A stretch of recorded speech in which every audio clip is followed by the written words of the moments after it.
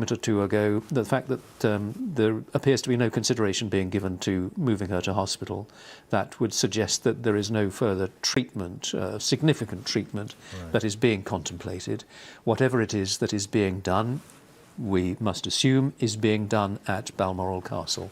And we can assume, I think, very safely that the medical household will have ensured that all the sort of medical arrangements that might be necessary will have been made, that contingency plans will have been thought through, so that whatever it is, whether it is the episodic mobility issue, which has clearly been troubling her, which prevented her from travelling down to London for the appointment of the new Prime Minister, or whether there is and has been some underlying condition that they have never actually described or shared with us, as must be the suspicion, I think, but we do not know, because quite rightly the Queen's health is regarded as a matter of which is due patient confidentiality, and which is entitled to patient confidentiality, and which is essentially a private matter. Yeah. So that, you know, is the situation. The other members of the family have arrived. We saw them sweeping into Balmoral just a few moments ago, and we just await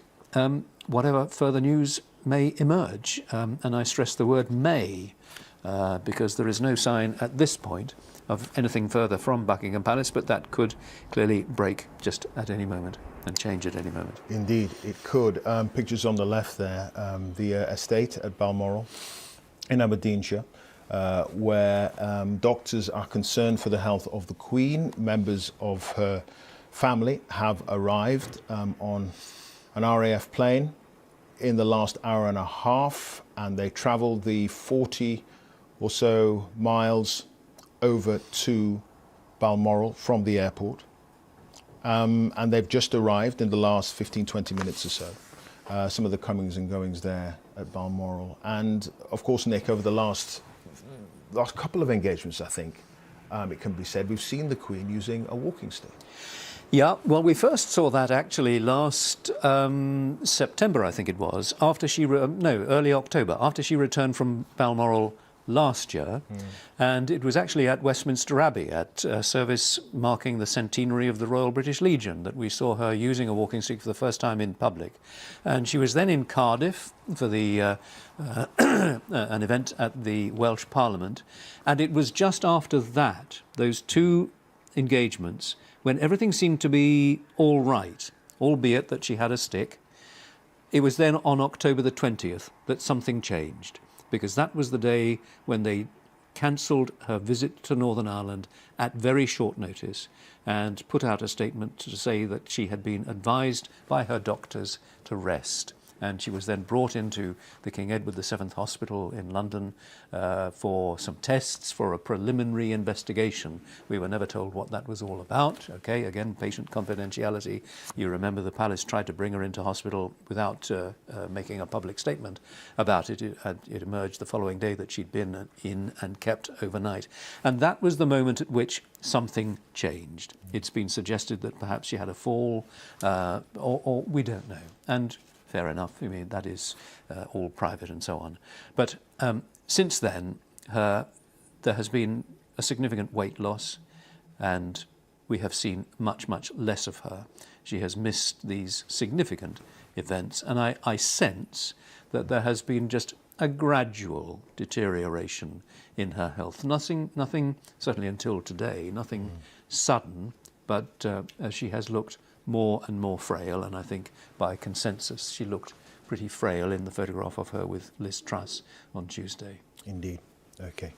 Nick, thank you. Nick Witchell, our royal correspondent, who's been keeping us up to date with developments throughout the day.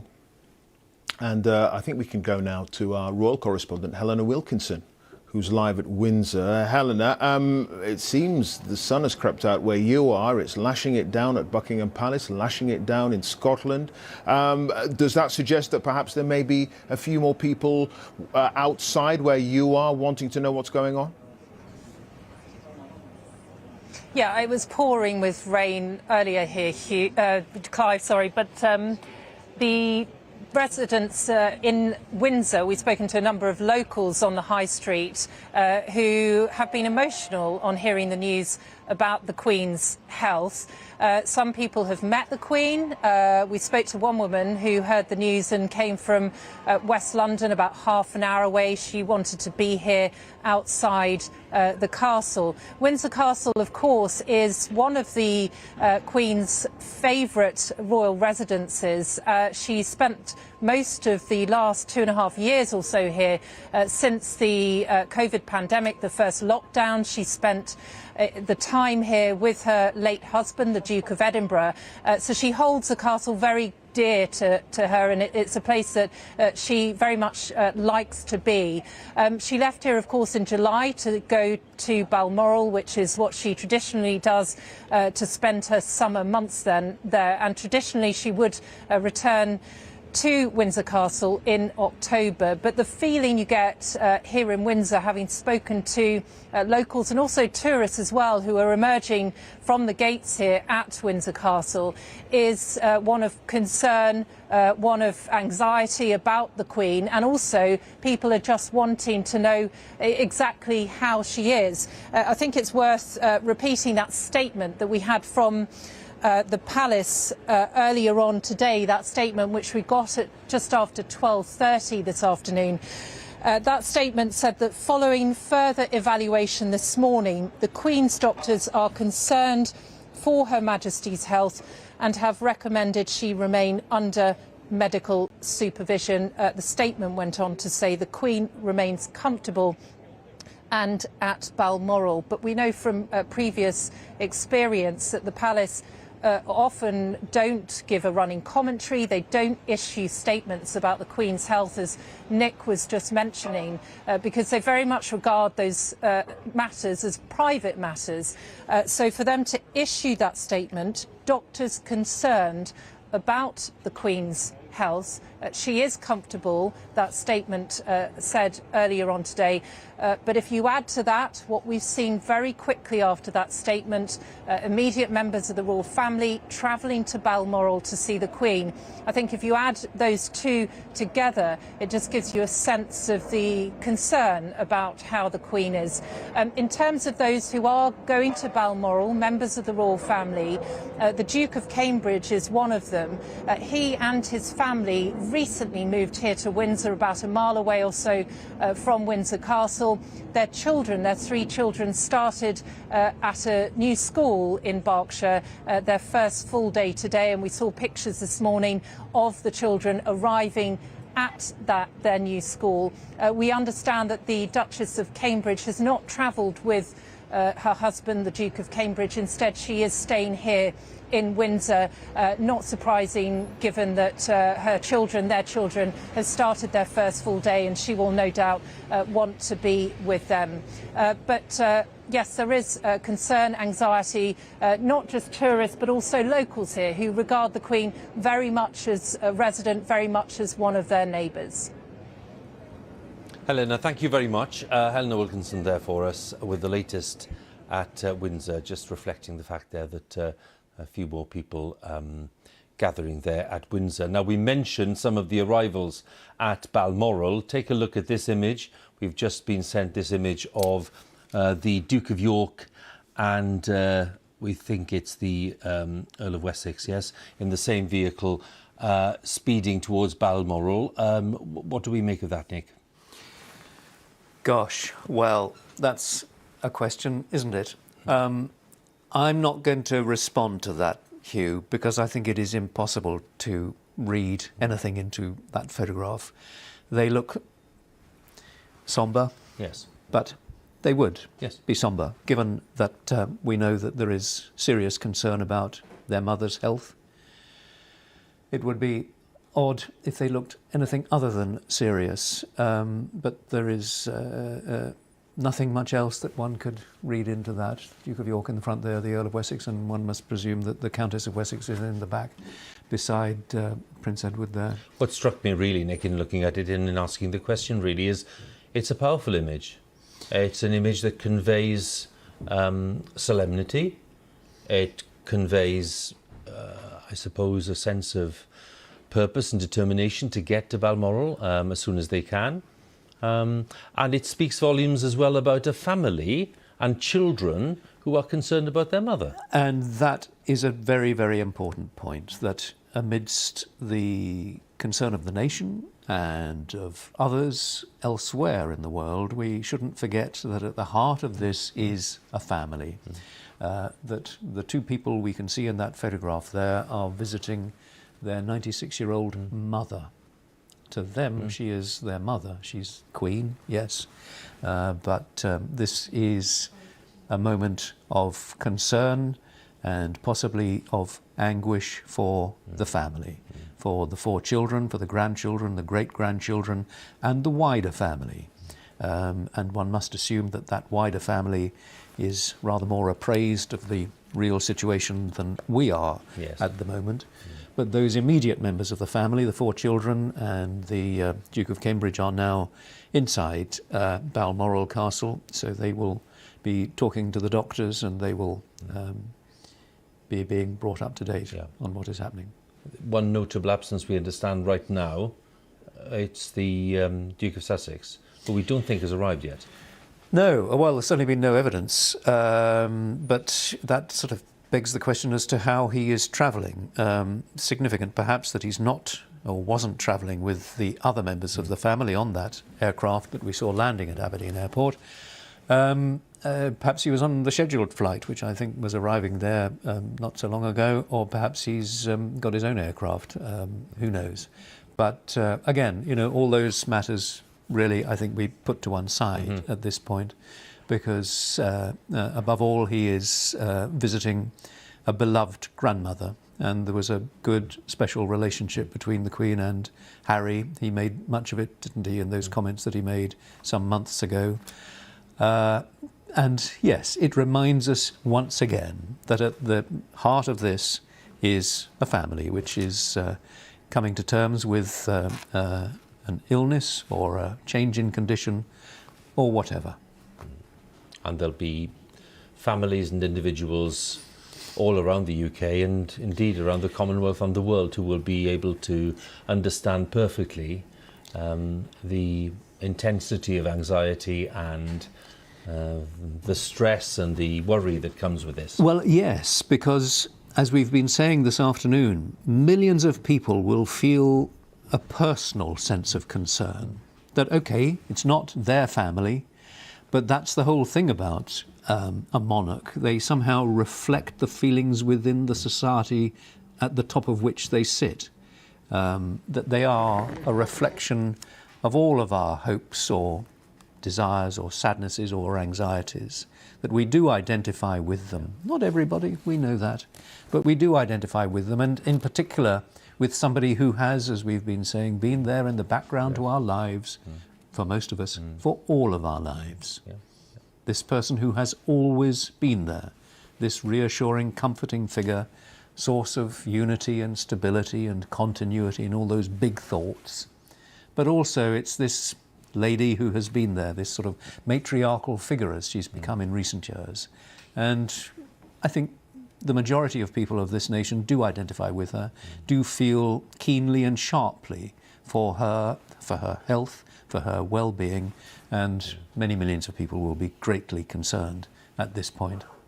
They'll be looking at these images of the entrance to the Balmoral estate, and lots of British people, of course, will be familiar with the name Balmoral and the fact that it is a great Scottish estate that the Queen has been very closely associated with over the years.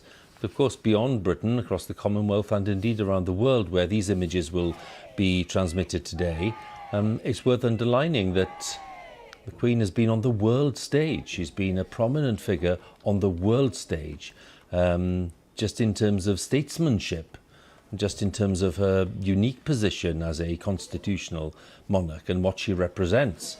And that is, again, something that we could reflect on today, which is the fact that there will be millions and millions of people around the world who've never been to the United Kingdom, who will be interested and exercised by what's happening to the Queen and the family today.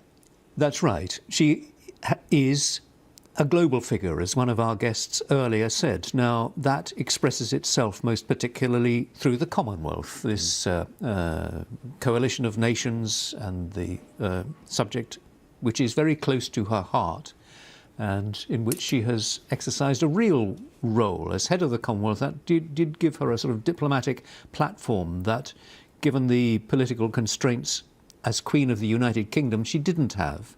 But I think the other thing that we consider is what she has stood for, what she has represented. She has stood for decency and tolerance, and she's been dutiful and steadfast and all those other things. And so many other heads of state, I think, have recognised those qualities in her, and they have admired them, and they have admired the way she has conducted herself over 70 years with putting barely a foot wrong. And I think, you know, at international meetings, many of these foreign heads of state, they come, and the first thing they want to do is meet the Queen, because she's become such a historical figure, a figure, you know, who does represent so much that is decent and right. Different perspective on the image we saw just a few moments ago, Nick, and this is the Duke of Cambridge actually driving the vehicle, where we saw the Duke of York there in the passenger seat and the Earl of Wessex in the back. But that's William driving them, so just gives you another little perspective on the journey from Aberdeen to Balmoral, and can imagine that was a fairly intense journey, really. So these are really private family moments, aren't there? So one imagines, we can't see for certain, that the four people in that vehicle, I'm assuming that this is the Duke of York that we can see closest to us, as you say, the Duke of Cambridge, and then in the back, the Wessex, the Essexes, the Earl and Countess of Wessex. So no protection officers, no officials, just the four members of the family driving together, reflecting, one must imagine, together on whatever the situation is. And there we see the four of them. Yes. It's a clearer picture there, isn't it? So William, and then Prince Andrew, and then Prince Edward, and then it's the Countess of Wessex there in the other seat in the back, isn't it? Underlining that this is, above all, for them, a family moment. And they will have wanted, I'm sure, to have been just alone amongst themselves in the family group, the four of them. And my goodness, okay, we are aware of the difficulties that have surrounded the Duke of York. And Prince William has been quite vociferous in his views on that, and has taken quite a leading part in ensuring that the Duke of York has withdrawn from public life. But again, I think this is not the moment for those issues. No. Well, by now, they'll be in Balmoral Castle, and as you were saying, Nick, one imagines that they will by now have had a full briefing from the medical team there, that they will be aware of the situation. One imagines that they would be possibly at the bedside, where the Queen is being treated and she's in a comfortable state, we were told earlier on. So we're trying to imagine the scene where, you know, the closest members of the family are with Her Majesty. And they will be there with Prince Charles, who is the senior member of the royal family, other than the Queen, of course, but who in this situation with the Queen, if we say incapacitated, I mean simply that she is sufficiently unwell for doctors to be concerned and for her to be, as we keep saying, comfortable at Balmoral. But I think that this is a situation in which Prince Charles, the heir to the throne, will be, if not taking charge, then sort of taking the lead in the family's consultation amongst themselves. And there will be a number of things that they will need to think about, because if the Queen is, to some extent, incapacitated or less able than she has been to fulfil the role of head of state, that has implications, particularly obviously for Charles and for the councillors of state, one of whom is still Prince Andrew. Yes. You know, but anyway, that's again another issue. But there are, aside from the family issues, the concern and so on, there are other issues that they and their officials will be just considering. Well, we mentioned there the fact that, of course, the medical team will be briefing the royal family members who've just arrived. So why don't we have a quick word again with our medical editor, Fergus Walsh. And Fergus, there will be people watching. Some of them will know quite a bit about the medical world, others not. wondering what it means that, for example, the Queen is being kept comfortable and as comfortable as possible at Balmoral. There's no mention of new treatment or further treatment or a different kind of intervention, let's say at Aberdeen Royal Infirmary, which is the closest hospital, and people will read things into that. What guidance would you give? I think it's worth saying, Hugh, that the Queen has her own team of medics. The royal household has its own team, led by the physician to the Queen, Professor Sir Hugh Thomas. That's a role, a physician to the monarch, that stretches back at least to Henry VIII. And he is also head of the medical household. That's a title that was created back in 1973. Now, that statement that we have had, that brief statement, unprecedented, that the Queen's doctors were concerned for Her Majesty's health, but that she was comfortable, is all really that we have to go on, but unprecedented because it's not the sort of statement that we've ever been given before. Because, of course, as you and Nick have been saying, and other commentators and guests have been saying, we have been used to, all of us, been brought up and lived our lives with the Queen as head of state. 15 prime ministers have served under her. The first one, Winston Churchill, born back in 1874. The last to be appointed this week, Liz Truss, born 101 years later. And it is that continuity, and she has been in such robust good health for most of her life. So it is that decline that we have seen last year. Last October, she began using a walking stick in public. We've had these mobility issues. And then, although she did look very engaged in the photos with Liz Truss earlier this week, she did look frail and, as Nick said earlier, did seem to have lost quite a lot of weight. Yes, indeed. There was a lot of focusing on the image itself, Fergus. When we talk about the kind of care that the Queen is getting, obviously an extremely high standard of care with some of the top experts in the country, indeed in some cases in the world, led by Sir Hugh Thomas, there'll be clearly a view on whether it's a normal process to allow the Queen to stay at home, in effect, in Balmoral, rather than look for maybe a more specialist unit elsewhere. Are people wrong to read things into that, or do you think that's perfectly understandable? I think it's perfectly understandable, and in one sense, it's no different from what you would have with any 96-year-old who has fallen ill and is comfortable at home and able to be kept comfortable.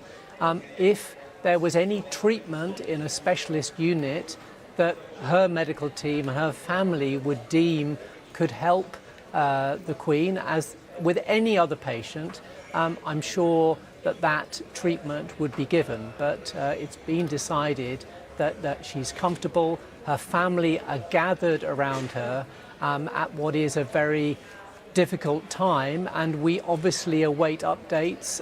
We know no more officially or unofficially than we've been told in that statement. Fergus, many thanks again for helping us out with that and some of the questions about the kind of care that the Queen is getting. Buckingham Palace there for you in all its splendour, with the internal quadrangle and then the forecourt, and then the gardens to the side and to the back. It's a very familiar sight, and the crowds there gathering, starting to gather anyway, despite some of the weather problems. And of course they're facing the famous balcony right in the centre of the facade, the balcony where the Queen has appeared on so many occasions since she first appeared as a girl with her parents back in the 1930s, late 30s, early 40s indeed. And of course the very famous images of the royal family on that balcony at the end of the Second World War, with her father, the King George VI, really hugely popular monarch by that point, having really given leadership with his wife, the Queen Mother, Her Majesty Queen Elizabeth, Queen Mother, throughout those wartime years. So there are a lot of memories there for the Queen herself, notwithstanding, of course, the fact that She's been on the balcony as monarch herself for the past 70 years or so, and those great occasions for the Golden Jubilee and the Platinum Jubilee, and back to 1977, the Diamond Jubilee, where we've seen millions of people crowding into this space at the end of the Mall and around the memorial to greet members of the royal family. So it's very much the symbol of royalty in London. There are lots of symbols of royalty in London, but Buckingham Palace, surely, with its balcony and its very famous facade, and very often, of course, with the sovereign standard flying when the Queen is in residence. It is the place that millions of tourists come to every year to get their taste of the royal presence in the United Kingdom. Well, today the Queen is not in residence here. She's in residence in Balmoral, her Scottish estate in Aberdeenshire, and she's been there since June, and it's a place she loves very much. Sadly, today we are reporting on the fact that her health is causing very significant concerns for the medical team, and that is the reason that we've seen very close members of the royal family, including the Queen's children, Charles and Anne and Andrew and Edward, making their way to Balmoral. They are there as we speak, as are some other members of the royal family, and they are probably being briefed, or maybe have been briefed by now, by the medical team on the Queen's condition, which suddenly overnight and into the morning started to cause far more concerns. We remember, of course, that just a couple of days ago, Liz Truss, the Prime Minister, was driven in through these gates and met the Queen and was granted an audience where she was invited to form a government. And the Queen at that point, although looking frail, was smiling and clearly very engaged in the process. And then yesterday, as part of the process of a new government, there was meant to be a meeting of the Privy Council. That's the senior politicians who advise the Queen in certain capacities, and the Queen was meant to hold that meeting virtually, if you like, in terms of video messaging, and that was felt to be unwise. The doctors advised the Queen not to engage in that online Privy Council meeting, and she was advised to rest. Now, most people who've been following royal events, and certainly my colleague Nicholas Witchell here and others, would say, well, that was a significant change of plan, not to have that Privy Council meeting, albeit online. And then by this morning, of course, the very worrying news that doctors were concerned about the Queen's health. So that treatment going on, it's happening at Balmoral. It's a very different place, isn't it, to the one on the right-hand side of the screen now, where we see the Queen leading the celebrations from that famous balcony of Buckingham Palace at the Jubilee, with millions of people crowded into this part of central London, all the way down from Admiralty Arch, all the way down the Mall, through the parks, the royal parks, to Buckingham Palace itself. A very happy day. And of course, with the Royal Marines and all the other wonderful military musicians in attendance, and the bands of the Household Division as well, who've been entertaining the royal family and the crowds for many, many years. Their stunning and sparkling military drill and their exceptional musicianship. The Queen's been a great supporter and a great ally of the armed forces over many years, and she is deeply respected and very, very well regarded and loved indeed by them, by all branches of the armed forces, as she is by millions of people around the country. So it's a nice image for us to enjoy on the right hand side, just happier times, if you like, than on the left hand side, that rather well, a bit of a grey, depressing sight, a bit of a wet, low-key sight, if you like, a rather depressing sight at Balmoral, the wet roads leading into the estate itself. And we know, of course, what lies beyond the road. We know what lies at the end of that path. It is the castle, and it is the Queen being kept comfortable, being monitored 24/7 by an expert medical team. And all we can do is clearly wish the Queen well. We do that automatically and sincerely, but we are waiting too, I think it's fair to say, for further news from the medical team at Buckingham Palace and at Balmoral about the Queen's condition. And Nicholas Witchell is with me, our royal correspondent, who of course has been talking to us all afternoon about the events of this day. And this is the time of day, Nick, when lots of people will be maybe returning from work, they'll be joining us, they'll be aware of the reports, but they won't have seen lots of it. And I think that we're in the position where we're waiting, and we're right to be waiting without any rush and without any haste at all, waiting for the next update, if you like, now that we know the royal family has gathered there. Yes, and of course Buckingham Palace has not been in the habit of giving updates, but I think on this occasion there will have to be something, given the level of concern that there is not just here but around the world. And we've seen the other members of the royal family arriving at Balmoral. That in itself is an indication, I think, of just how serious the situation is. So the mood, I think, is fairly described as sombre. The concern is considerable. So many politicians have talked about profound concern, and one must imagine that the Prime Minister and others are aware, have been appraised on Privy Council terms with whatever is the absolute situation. So we await any further news from Buckingham Palace, though I have to say that at the moment there is no indication that there is any further statement to be made. Looking, you made much of the images of the Queen on the balcony during the Jubilee celebrations remarkable, really, just 3 months ago. And when she appeared in that bright green coat, that was on the final day of the Jubilee celebrations on that Sunday. And it had been thought that perhaps she wouldn't make the journey from Windsor, but I think the Prince of Wales encouraged her to do so, and of course she did. And of course the crowds were absolutely delighted to see her. And I think she was terribly touched when they sang the national anthem. And yes, there was, I think, a sense that, something is drawing gradually to a close here. And I think that everybody was very touched on that occasion. That balcony that actually she first appeared on in 1927, when she was 1 year old.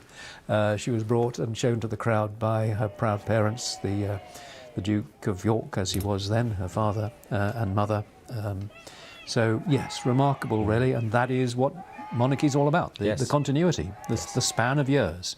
The balcony, everything changes, but nothing changes. And that is why it is this source of reassurance, which so many millions of people find very comforting. So we must just continue to hope for the best, that there is some encouraging news, but at the same time, I think, given all the circumstances, we have to accept that, we just have to wait and see. Yes, we do indeed, Nick. Thank you. Let's go from Balmoral then to Downing Street. Let's join Chris Mason, our political editor, who's joining us from there. Chris, do you have any update for us on what Downing Street's understanding of events is? What I can tell you, Hugh, is that the Prime Minister is working as normal behind me in Downing Street. There are no plans for her to return to Scotland, to Balmoral. Of course, as we've been reflecting, she was there just a couple of days ago to become Prime Minister in that last public moment where we saw the Queen as the Prime Minister before Liz Truss. Boris Johnson had resigned, shortly followed by Liz Truss. We did hear from the Prime Minister at lunchtime shortly after the statement from Buckingham Palace in which Liz Truss said the whole country will be deeply concerned by the news from Buckingham Palace, and adding my thoughts and those of people across our United Kingdom are with Her Majesty the Queen and her family at this time. And here at Westminster, like I suspect in every corner of the UK, and indeed in many places around the world, a profound... Chris, I apologise. I hate interrupting you, but I'm afraid we've got a dreadful problem on the mic. I suppose it's the elements interfering. It's the rain getting into cables and all kinds of things. So if we clear that up, Chris, I'll be back with you as soon as we can.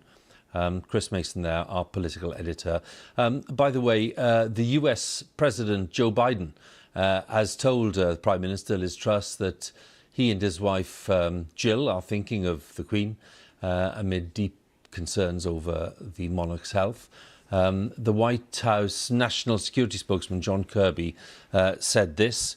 That's to say, the President and the First Lady's thoughts are solidly and squarely with the Queen today and with her family. The President has been briefed this morning and will be updated throughout the day concerning news out of the United Kingdom. So that's President Biden. I suppose, Nick, we can expect, we've had quite a bit already, but from the person who's the other side of the special relationship, you'd expect an expression of sincere concern. And given all the visits that the Queen has made to the States, and indeed how many state visits for presidents as she hosted in Downing Street over the years, well, that's one expression of concern that you would expect straight away. Yep, and I think once again, it is quite normal for US presidents to be very keen to meet the Queen. They met at the G7 summit down in Cornwall, however many months ago that was. And of course, the Queen has met every US president bar one. She never met Lyndon Johnson, but I think Biden is the 14th US president. We're on to the 15th Prime Minister, 14th president, and I think there have been 6 or is it 7 popes that she's met, and which just again gives you a flavour of this remarkable life that she has led, meeting so many significant figures in world history, beginning just after the war as a young princess, when her father was ailing and she was having to step in and assist him as a councillor of state. So she has met just about anybody who is anybody, and yet she has never shared to the world any of her thoughts or appraisals of any of them. Yeah. She has kept it all within either herself or within her family, and she has understood the fundamentals of the position that she has occupied for these 70 years, that she must be an uncontroversial figure, and she has absolutely understood the principles of a constitutional monarch. She learnt them really from her father, and she has continued in the manner, in the style of her father, rather understated. And it was for that reason, of course, that she found the Duke of Edinburgh such a useful ally, because there was the difference in personality, difference in approach, and I think she owed so much to him, as we sensed in some of the things that she has said about him since his death. It's interesting, owing, yes, of course, to Philip, but one senses as well that because of the abdication in 36, and then the fact that the course of her life changed, that her father really did take on the role of a very diligent tutor. And as I said earlier, Nick, I read somewhere when one of the royal household commented and said, look, in many ways you have to look at the reign of Elizabeth II as a continuation of the reign of George VI. And when you think about it in those terms, it makes sense. Yes, absolutely. In style, they are so similar. And the Queen revered and loved her father deeply. She knew what a struggle it was for George VI to be the monarch during the difficult times of the Second World War. It was a huge strain. He was helped through it, of course, by the Queen Elizabeth, the Queen Mother, but also by his elder and I'm sure younger daughter, but they were a very close unit. And there is no doubt that the Queen learnt an awful lot from her father, rather in the same way as she has attempted to pass what she has learnt, not perhaps so much to Prince Charles, but to Prince William. And I think the Queen has taken a great deal of time to, as it were, tutor and pass on her wisdom and her approach and the principles that have governed her approach to monarchy to Prince William. And I think I interviewed him some years ago, and I asked him, whose template do you tend to follow? Is that the one of your father or the one of your grandmother? And rather to my surprise, he answered and said, well, I think my grandmother has got it absolutely right. And, in many ways, Prince William once said about being monarch, it's about setting an example, doing one's duty. It's about using your position for the good. It's about serving the country. Now, those, goodness me, those are the principles that encapsulate the approach that Queen Elizabeth has brought to the monarchy, to the British monarchy. Nick, thank you. We're going to just bring in a guest, the royal biographer and editor-in-chief of Majesty magazine, Ingrid Seward. Ingrid, it's good to have you with us, and we're grateful for your expert perspective on this as well today. As we follow the reports, and clearly we're reflecting on the deep concern that people have at this point, and the family have gathered there in Balmoral. What are your reflections at this stage? Well, I think I feel very much what everybody is feeling. Obviously, this is a very poignant moment, and none of us quite know what's going to happen, but because the entire family, well, the entire nucleus of the family are gathered at Balmoral, and the fact that the Queen hasn't been sent to hospital speaks volumes. They obviously just want to keep her comfortable, have her family around her, and we just have to literally wait for news, whether it be good or bad. There's nothing more we can do. That is the situation, and it's very sad, especially as as you've said many times this afternoon, as we saw the Queen with Liz Truss only 48 hours ago, 2 days ago on Tuesday, and she looked so happy and in good spirits. I know she looked frail, but if you have mobility problems, you're going to have muscle loss, and so she's going to look frail. But it was really wonderful to see her, and it sort of gave us all hope. Well, there she'll be carrying on. But whatever has happened between now and then, we don't know. But all we can do is just hope very much for the best. Indeed. I know that everyone watching will be sharing that, Ingrid, certainly. It's been a remarkable year, hasn't it, really? Because we've reported several times on the issues that have surrounded the Queen's health, the fact that she's not been able to undertake some engagements. And yet, when we think back to the Jubilee, which at one point we were very concerned about in terms of the Queen's ability to be present, we had 2 balcony appearances. We had a great sense of fun and celebration around the birthday parade to open events. The year has been one of some extremes, really, hasn't it? And as you say, it is just a matter of 48 hours ago since the Queen was obviously determined to fulfil her constitutional duty and invite Liz Truss to form a government. So it speaks volumes, really, about Her Majesty's commitment to the job. It certainly does, and she hates letting people down, and she's always really wanted to get on with the job. So I think she's had a mentally probably quite a hard time. I think this all started in October 21, when she was meant to be going to Ireland, and suddenly, I mean, the journalists and everyone were waiting for her, and suddenly she had to cancel. That was the beginning of her mobility problems, and I think it must have been difficult for her to have to say, well, take doctor's orders, which she always does, saying, I can't do this. And so that has been a recurring theme of her life ever since then. And I think, wonderful though she is and cheerful though she is, I think it must have been very difficult for her and very frustrating to feel that she's unable to carry out the duties which she's carried out all her life, which is another reason, I think, why Buckingham Palace have delayed it till the sort of 99th hour always to let us know whether or not the Queen is able to do certain things. I think it's because she was so determined to try and do them, but in the end couldn't. So it's been a difficult time for her. Well, we'd like to think that we'll get a good progress report, Ingrid, but we must wait and see. And thank you so much for joining us.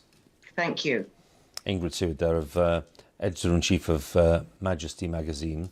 If you're just joining us here on BBC News, this is our extended coverage today, following that bulletin from the Queen's medical team at lunchtime that her doctors are now very concerned about the state of her health. She's at Balmoral, her estate in Aberdeenshire. That is where she's being cared for. She's said to be in a comfortable condition. The doctors are there with her. She's having full 24/7 medical supervision, and in the last couple of hours the family has been gathering, and we've seen the children turning up, the rest of them, because Prince Charles was there already, and Princess Anne, the Princess Royal, and now they've been joined by the Duke of York and the Earl of Wessex, and indeed by the Duke of Cambridge, her grandson, who's also arrived in the last hour or so. They landed at Aberdeen Airport about an hour and a half ago. So they're all there, And the Queen, who's been engaged in lots of duties in recent months and has been showing great spirit and great strength and a determination to really fulfil all those items in the diary. Well, today we had the news that she's not able to do that now. She's in a position where her health is causing a lot more concern. She's been made to feel comfortable, we're told. There's no mention of any hospital treatment or any other intervention elsewhere. All the care is being done at Balmoral. So following that statement, which was at 12:30 today, which is over 5 hours ago, there's been no word. All we've seen is the gathering of the close family members at Balmoral Castle itself. We are waiting to see if there'll be another statement. We don't know. But there may be a statement, and that is why we're staying on air as we approach 6 o'clock. And my colleague Nicholas Witchell, our royal correspondent, is keeping a very, very close eye on these events, as you would imagine. And Nick, I've just summarised there where we are right now, but there'll be lots of people watching, wondering if it is realistic to expect some kind of statement now that the children have gathered, and maybe that they've had some kind of briefing from the doctors. So that's not an unreasonable thing to ask. Well, I would have thought that that is absolutely what will need to happen. I think Buckingham Palace will have to say something, because there is such widespread and deep concern now, and the family has arrived at Balmoral, as you say, and therefore it would be logical for them to issue something, whether it is just a bulletin in terms of briefing us as to the state of her health, whether there has been an improvement, or whatever is the situation, because I think that as we approach the early evening now, it will be necessary for Buckingham Palace to say something. But I stress that I have not seen any indication that that is the case. That is just us sort of thinking that it would be logical and sensible and necessary. Well, necessary because, of course, there's no way to kind of overstate this. The affection for the Queen, the respect for the Queen, people's sense of loyalty to the Queen is such that it will be exercising people's minds. Well, yes.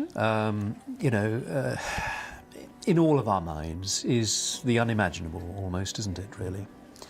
And when that moment comes, and we have no reason to suppose that it is imminent, but people will find it an almost seismic moment, a seismic scale of shock when that moment comes.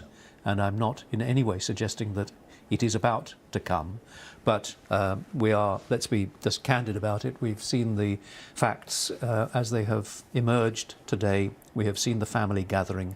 They haven't rushed up to Balmoral without very good reason. And one must suppose that whatever it is that they have now been briefed about, Buckingham Palace will feel the need to share that with the rest of the nation and indeed the Commonwealth at some point this evening. One imagines, because as you said earlier, Nick, we're talking about a family. It's the royal family, and we're dealing here with Her Majesty the Queen. But it's family, and it's a mother and a grandmother and a great-grandmother whose health we are talking about. And I imagine that they have gathered with her to offer comfort. Yep, one must assume that. And it is only I can't do it in my head, 20 months, is it, or since the Duke of Edinburgh's death, yes. Rather less than that. Yes. So, this is a family which has suffered one death quite recently, and which is now having to deal with the illness and the declining health, as we understand it at the moment, of, as you say, their mother or their grandmother. It is perfectly possible that she will recover from this, or not perhaps recover, but that she will get over whatever issue it is that has caused the doctors to speak in the way that they have. So we must again stress that we don't know what the true situation is. We are merely anticipating and expecting that the palace will feel it necessary to say something. But as you say, Hugh, at the heart of this is a family which is providing comfort to the Queen, and one must hope that that is the situation that is taking place within Balmoral Castle at the moment. Nick, thank you.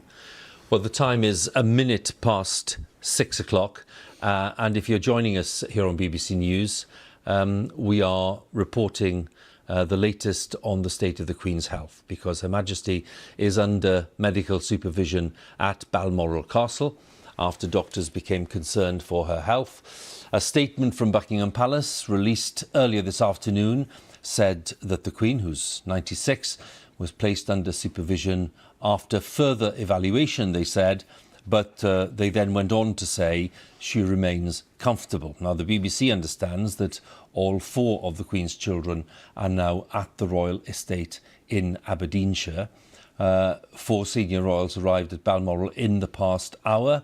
The Land Rover being driven by the Duke of Cambridge. Alongside him was Prince Andrew, Duke of York, and then the Earl and Countess of Wessex also with them.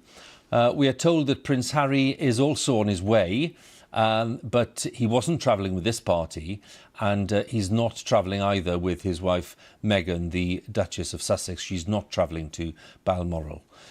There's been lots of reaction, as you'd imagine, lots of expressions of alarm during the day. The Prime Minister, Liz Truss, saying that the whole country would be deeply concerned by the news, and she said that her thoughts and those of everyone in the UK were currently with Her Majesty and with members of the royal family.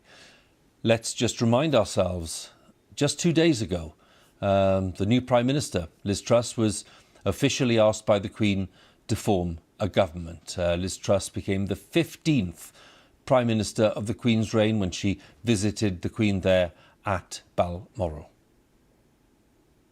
So that is a summary of where we stand right now at 3 minutes past 6, and our royal correspondent Nicholas Witchell is with me, and Nick and I are keeping a very close eye on all the developments, watching the comings and goings there at Balmoral too. What would you say to viewers at this point, Nick? I would say that I think once again, in the absence of any hard facts, that the images, I think, are now starting to tell the story. I was looking closely at that picture that we just showed of the Wessexes in the back of that vehicle. It's the first time we've seen the close-up of Prince Edward, or the Earl of Wessex, and Sophie, the Countess of Wessex. I thought they looked very sombre. I thought in particular she looks very sombre. Yeah. I think people, every individual must look at that photograph and draw their own conclusions. Yes. I'm not going to assist anybody in attempting to draw any conclusion, but I think she looks, sombre. Yes. Let's leave it at that. Yes. I think, they're arriving there at the gates of Balmoral Castle after dashing up from London, from their home at Bagshot, having been presumably summoned at some point this morning and briefed about whatever it is that has occurred at Balmoral Castle, and the family has come together and they have got on a RAF plane and they have flown straight to Aberdeen and then straight out to Balmoral. This against the background of the Queen's doctors having become concerned about her health. So that is the situation. We have heard the statements from senior politicians who will have been briefed on Privy Council terms. Current and previous Prime Ministers will know what the situation is, and I think again we just read into their statements a general sense of profound concern. Well, that statement, Nick, of course, came from Buckingham Palace, and these are the images of the palace where there have been some crowds gathering during the course of the afternoon, because of course the news has been getting around and people have been at the railings there, just waiting to see if there's any announcement, waiting to see if there's any news of the Queen's health. And some of those, of course, will be visitors to London. Others will be people who live in London or indeed are visiting London from other parts of the UK and beyond. How unusual, Nick, was the statement that was released by Buckingham Palace earlier today? Extremely. They have made a point of not saying anything. As we've been discussing this afternoon, they insist that the Queen is entitled to patient confidentiality. They will not engage in a commentary about her health. So after telling us back in October, on October the 20th, that she was cancelling that visit to Northern Ireland and she had been advised by her doctors to rest. Their statements have been few and far between. We have had briefings, if one can call them that the episodic mobility issues have from time to time reared their head and have prevented her from attending some of these major state events, the state opening of Parliament and so on and so forth. But they have not gone beyond that. They have not addressed the suspicion, and it's been a pretty widespread suspicion, that there has been some underlying condition in addition to the mobility problem. So for them to come out, having said last night that she was unable to chair the virtual Privy Council meeting, that it was necessary and that she was tired after the events with the incoming Prime Minister, that she was needing to rest last night, then this morning to hear the statement from Buckingham Palace. Yes, I think we can all quite reasonably and justifiably say that clearly something has happened that is giving rise to all of this concern. With that, let's go to Downing Street then and talk to our political editor, Chris Mason. And Chris, we've already seen the image of the Queen smiling just 2 days ago, looking frail but smiling as she greeted Liz Truss, the new Prime Minister. What's going on in Downing Street today? The Prime Minister working there and obviously being fully informed about events at Balmoral. That's right, Hugh, yeah. So Liz Truss is working from Downing Street this evening. There are no plans for her to travel to Scotland, to Balmoral. As we've been reporting in the last few hours, several members of the wider royal family have been making that journey. It is, of course, as you say, just a couple of days ago that Liz Truss was there and was greeted by the Queen, had that audience with the Queen in which she was invited to form a government and to become Prime Minister, just a matter of moments before the Queen had a final audience as Prime Minister with Boris Johnson, in which he tendered his resignation. And it was that reminder of the key role that the Queen plays right at the heart of the British political system, detached from democracy and yet somehow overseeing it and performing these central roles of state when governments come and governments go. And that announcement last night that she wasn't able to take part in that virtual meeting of the Privy Council, that's a gathering of senior ministers who meet in her presence regularly, an indication of her frailty. And in the last few months there have been those signs, haven't there, of her increasing age. So, for instance, the audiences that Prime Ministers have with the Queen and hugely cherish, when you read the memoirs of Prime Ministers, they hugely cherish that opportunity they have, that discreet opportunity for a chat in private with the Queen, weighted and freighted as she is with all of the experience that she has meeting heads of state and government over decade after decade after decade. Traditionally, and for many years, they would happen in person at Buckingham Palace.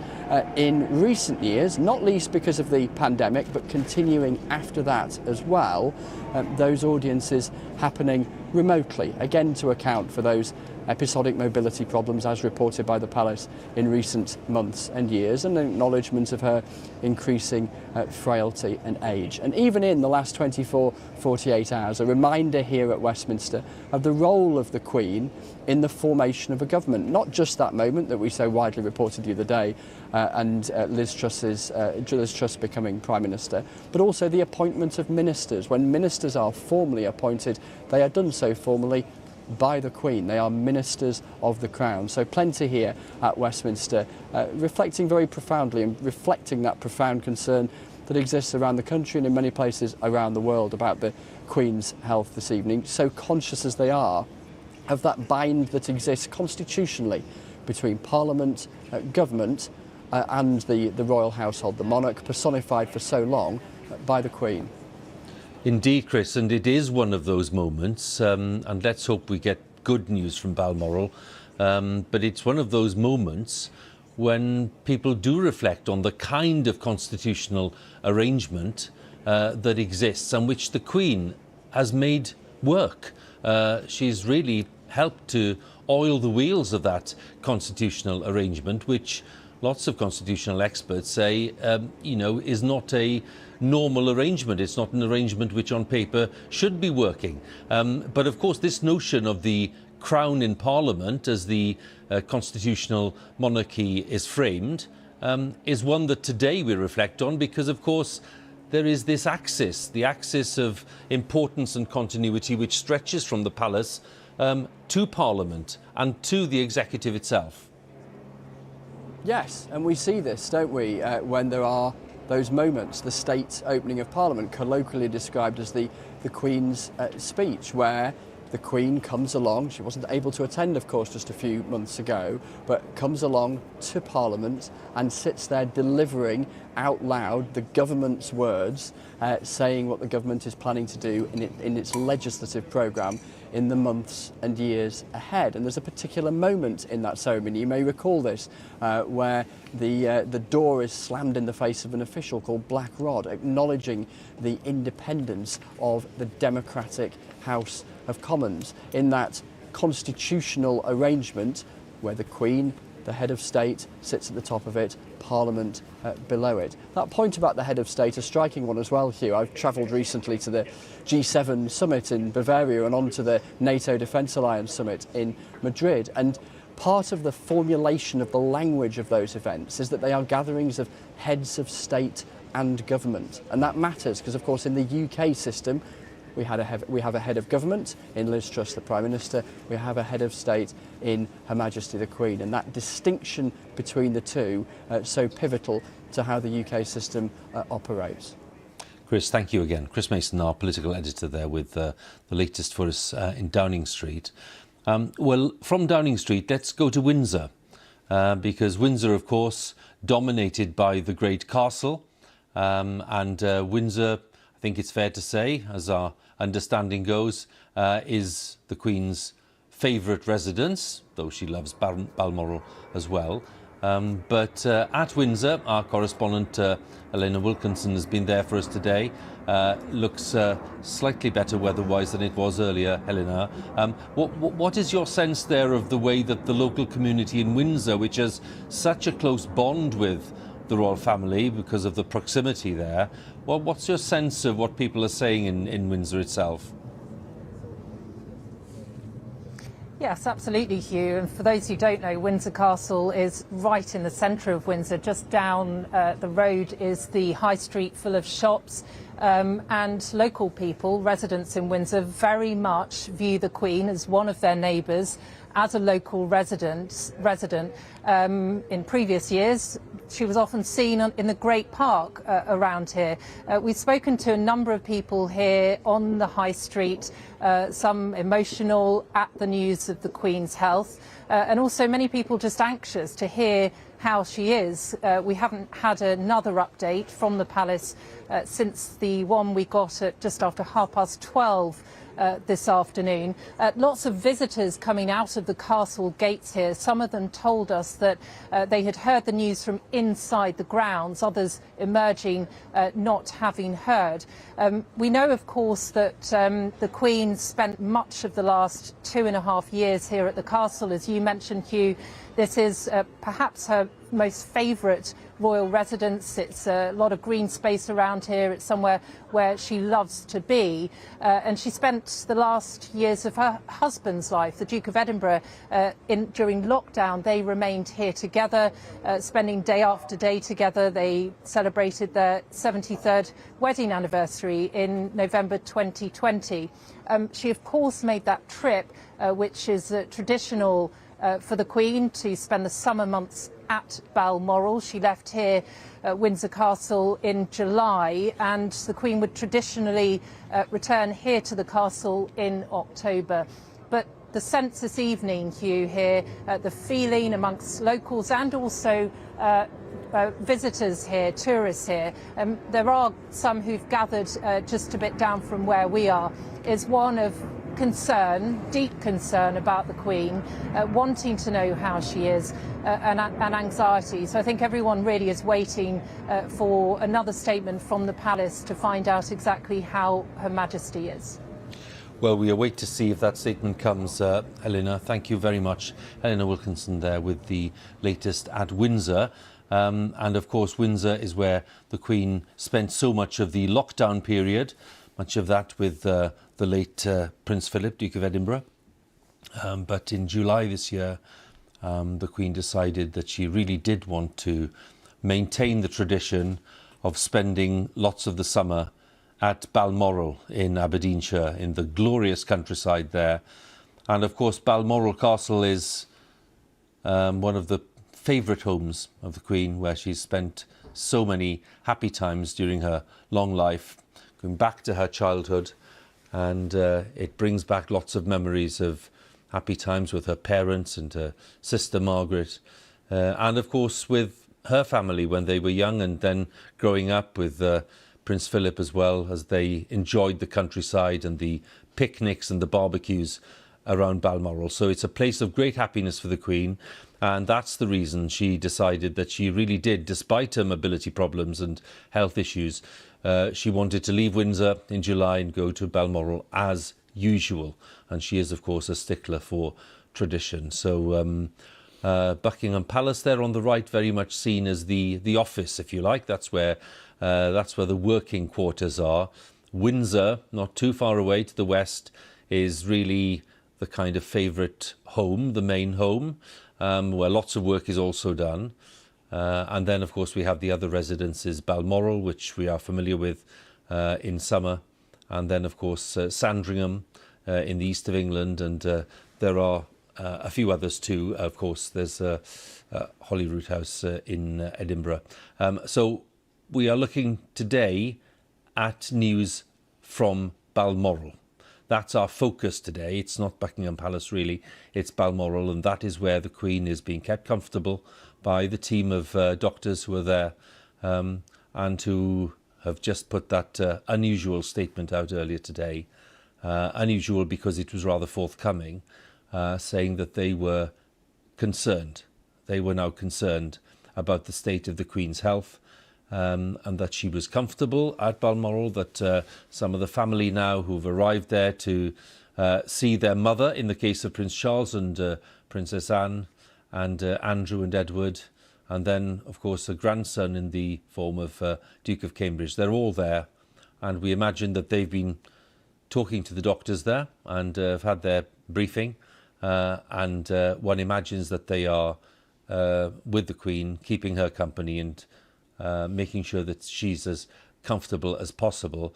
Now, at Balmoral is my colleague James Cook, who's the BBC's Scotland editor. And James, could you bring us up to date, please, on what's been going on there? Yes, Hugh, no sense of drama here, no sense of panic, a sense instead of a well-rehearsed plan quietly swinging into action. For most of the afternoon, it was relatively calm here. The rain teemed down, leaving the purple heather around this estate sodden. Every few minutes or so, another photographer, another reporter would cross Isambard Kingdom Brunel's bridge across the River Dee and make their way here to the gates of Balmoral.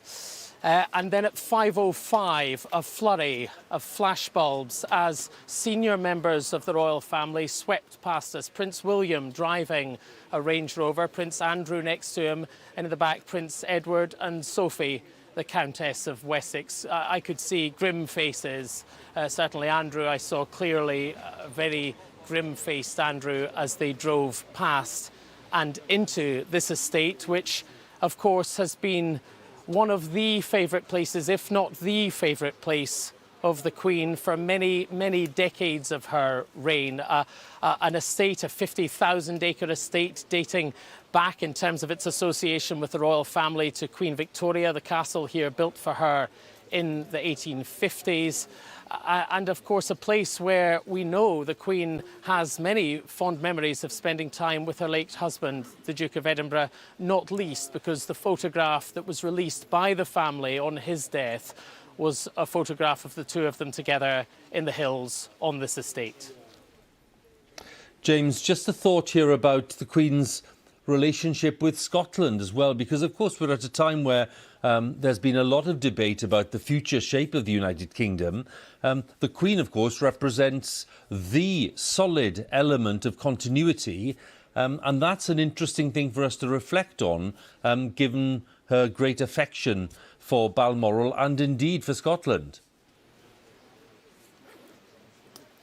Yes, this is surely a monarch who personifies the union of the crowns of 1603 as much as she does anything else. The constancy that we talk about that applies to her reign actually goes way back before her reign in terms of the royal family's relationship with Scotland, predating the Act of Union, the Union of the Parliaments in 1707.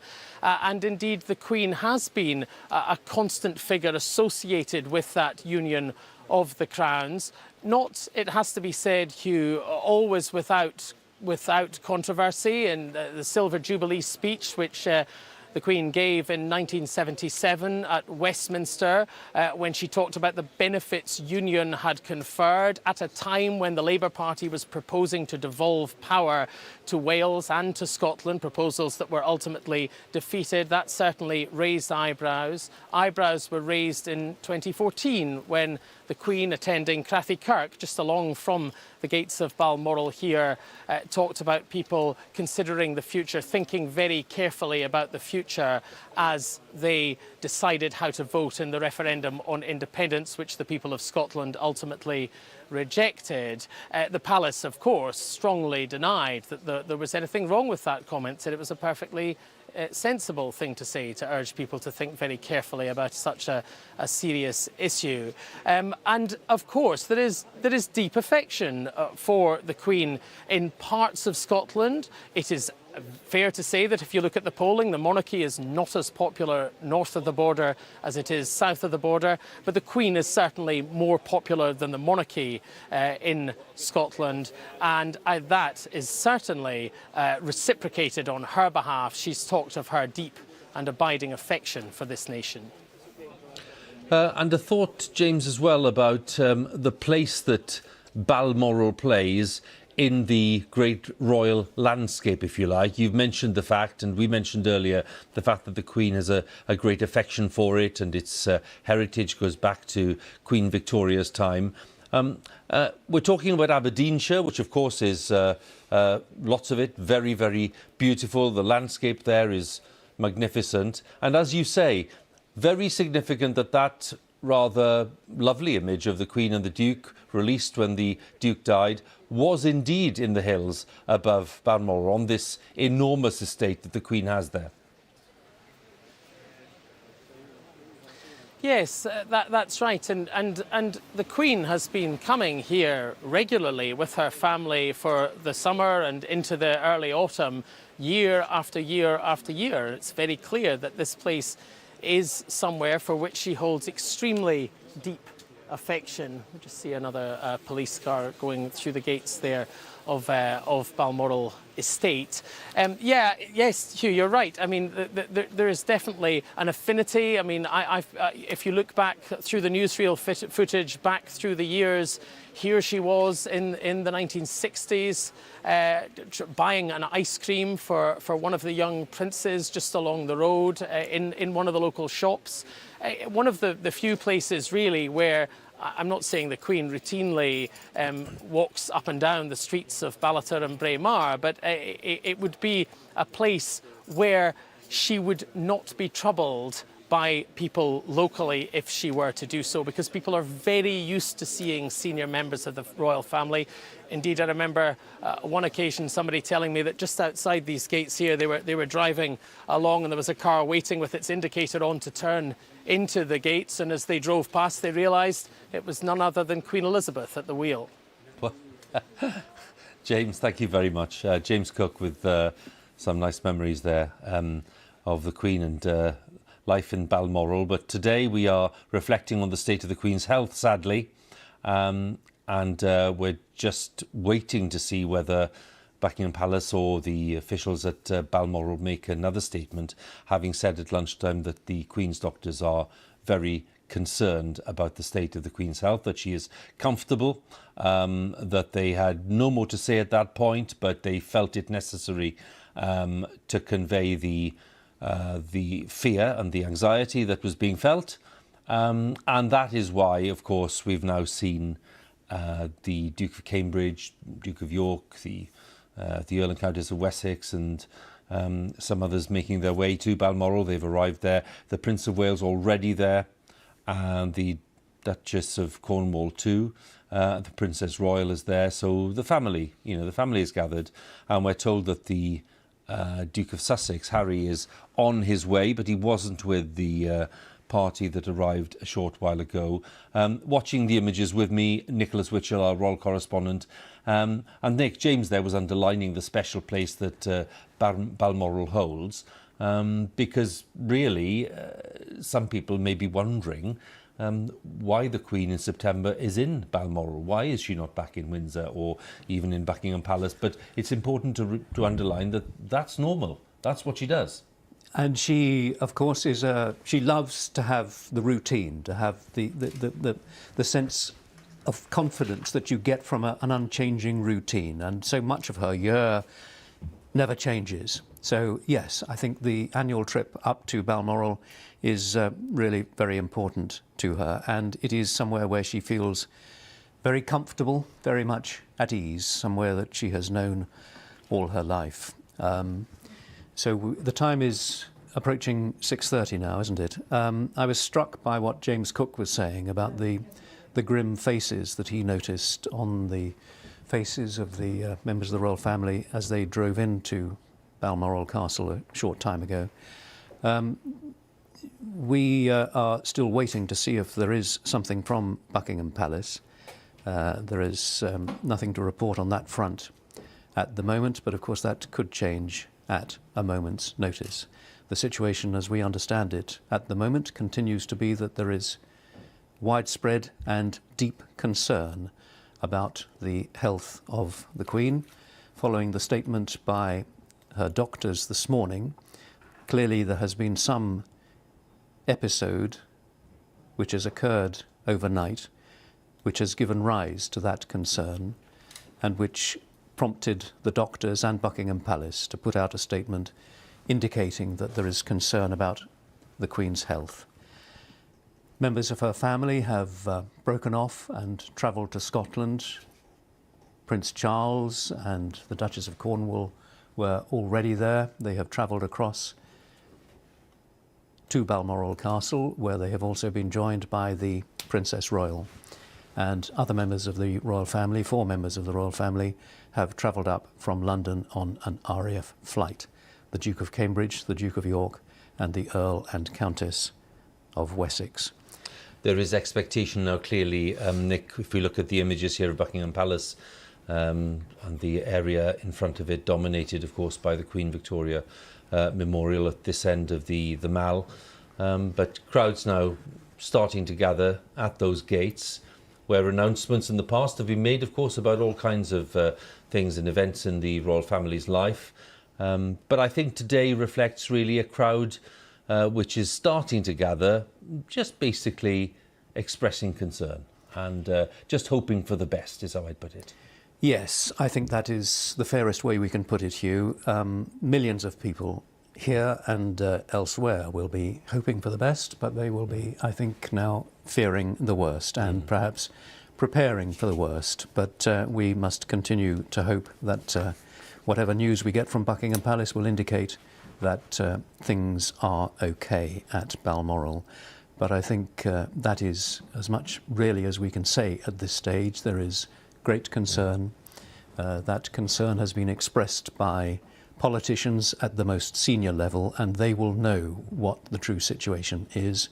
They will have been briefed, and they will have briefed each other on Privy Council terms. So I think that that is the fairest indication that we can give to our viewers, both here and around the world at this stage, that there is, as we keep saying, there is profound concern, there is deep concern, but at this stage we do not have any further news from Buckingham Palace. Nick, we're just looking at these images here because, of course, they are really reflecting people's deep alarm and deep concern about the fact that the Queen is extremely unwell, and, of course, that we are expecting the news from Balmoral that she's having treatment, or that, indeed, they are unable to help Her Majesty anymore.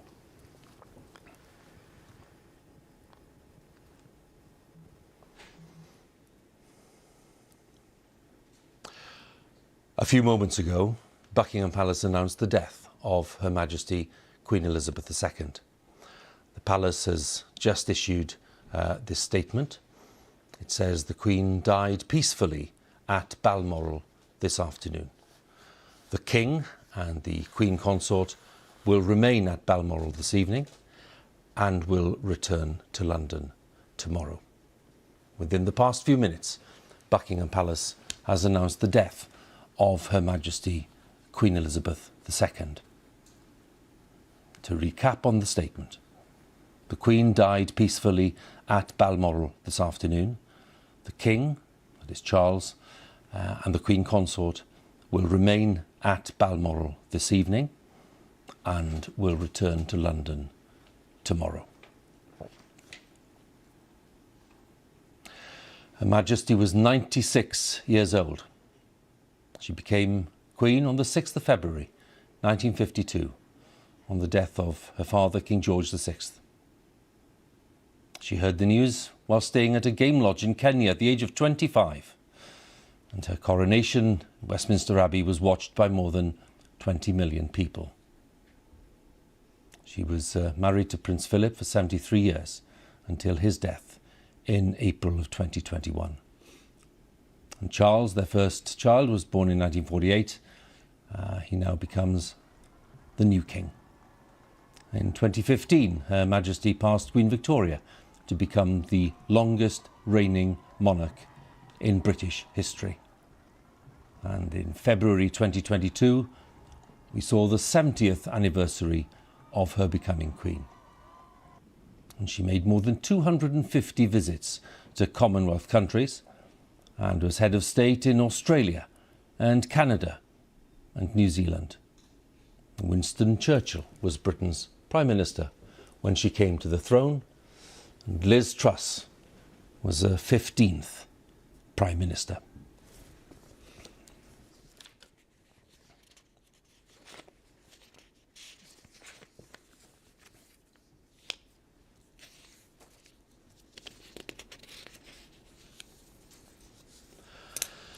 The BBC is interrupting its normal programmes to bring you an important announcement.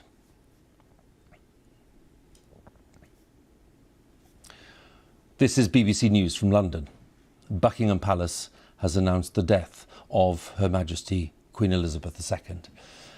In a statement, the Palace said the Queen died peacefully at Balmoral this afternoon. The King and the Queen Consort will remain at Balmoral this evening and will return to London tomorrow.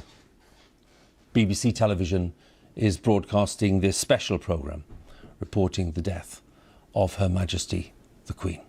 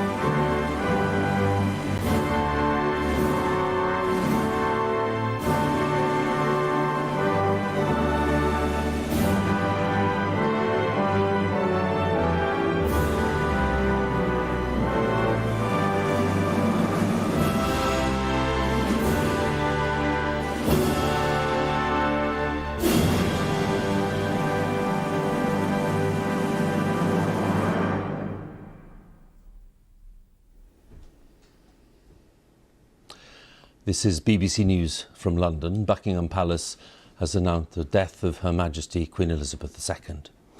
In a statement, the Palace said the Queen died peacefully at Balmoral this afternoon. The King and the Queen Consort will remain at Balmoral this evening and will return to London tomorrow. The death of Her Majesty brings to an end the longest reign in British history, spanning 8 decades of immense change. Throughout that time, Her Majesty was the one constant presence in public life, a head of state who personified stability and reassurance. Her life had been dedicated to the service of the people, and her reign was characterised by a steadfast sense of duty.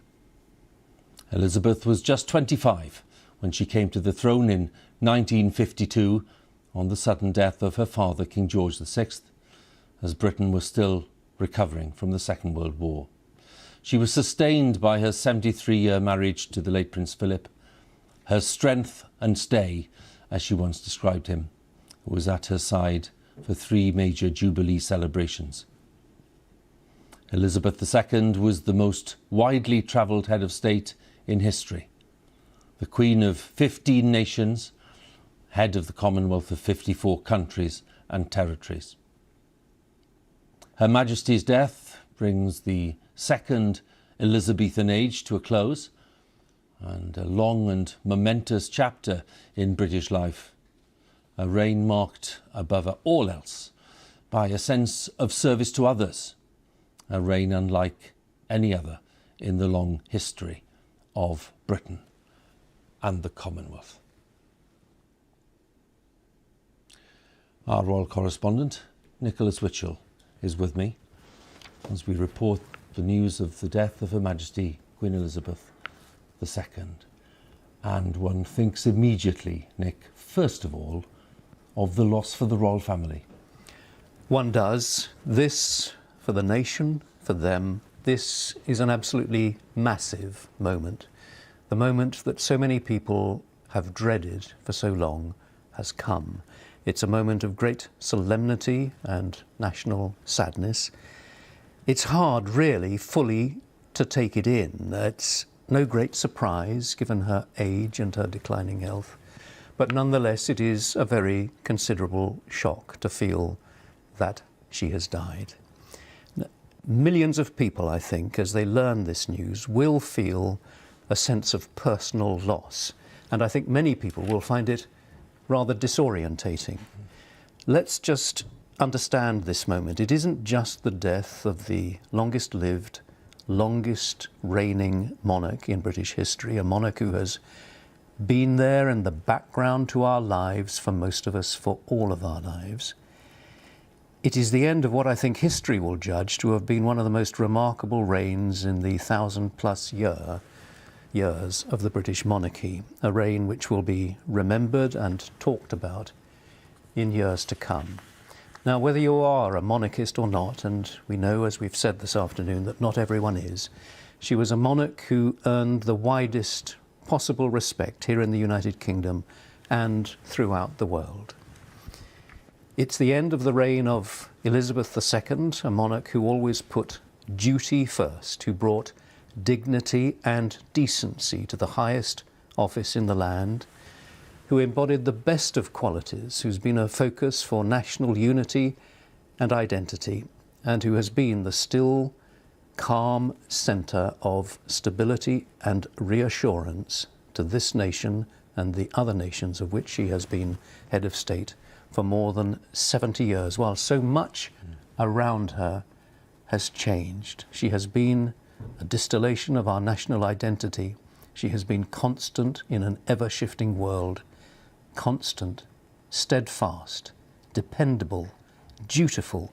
These are all rather old-fashioned words, old-fashioned concepts even, but I think that they sum up what she brought to the role of monarch. We recall the pledge she made on her 21st birthday. I declare before you all that my whole life, whether it be long or short, shall be devoted to your service. Well, she truly remained true to that pledge. It was a life of finely judged service, true to the principles of constitutional monarchy, driven by duty, sustained by faith. And we recall also the message that she issued when she reached her 70th birthday in February of this year. You remember the message that was issued? She wrote, "I remain eternally grateful for and humbled by the loyalty and affection that you continue to give me." She said, "I look forward to continuing to serve you with all of my heart." And she signed that message, "Your servant, Elizabeth R." Well, that servant has gone. The end of the reign of Elizabeth II, Elizabeth the Great, as many people will regard her. That reign has ended. And we have a new king. Yes. The crown passes invisibly, but immediately, imperceptibly. Charles is now our king and our head of state. Camilla is now Queen Consort. It remains to be seen what name he will take, but we will refer to him as the king, and he will lead the nation's mourning for his mother. As you say, she came to the throne just a few years after the end of the Second World War.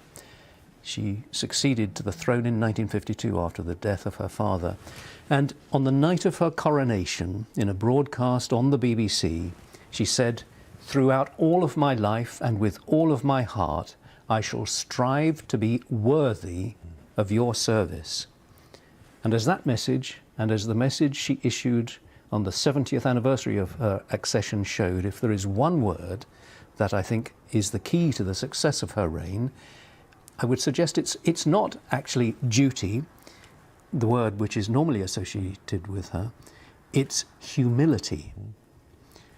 Because for all of the grandness of her position, here is the coronation, the imperial state crown being lowered onto her head by the Archbishop of Canterbury.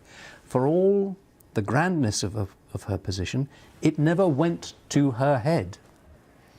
She had, I think, an instinctive understanding that as a hereditary monarch, she had to win the trust of the people of this country and the other countries of which she was queen. And that, I believe, is what she did. She gained it and she kept it. She kept the monarchy strong. Now, of course, there have been a few bumps along the way. It would be extraordinary if there hadn't been.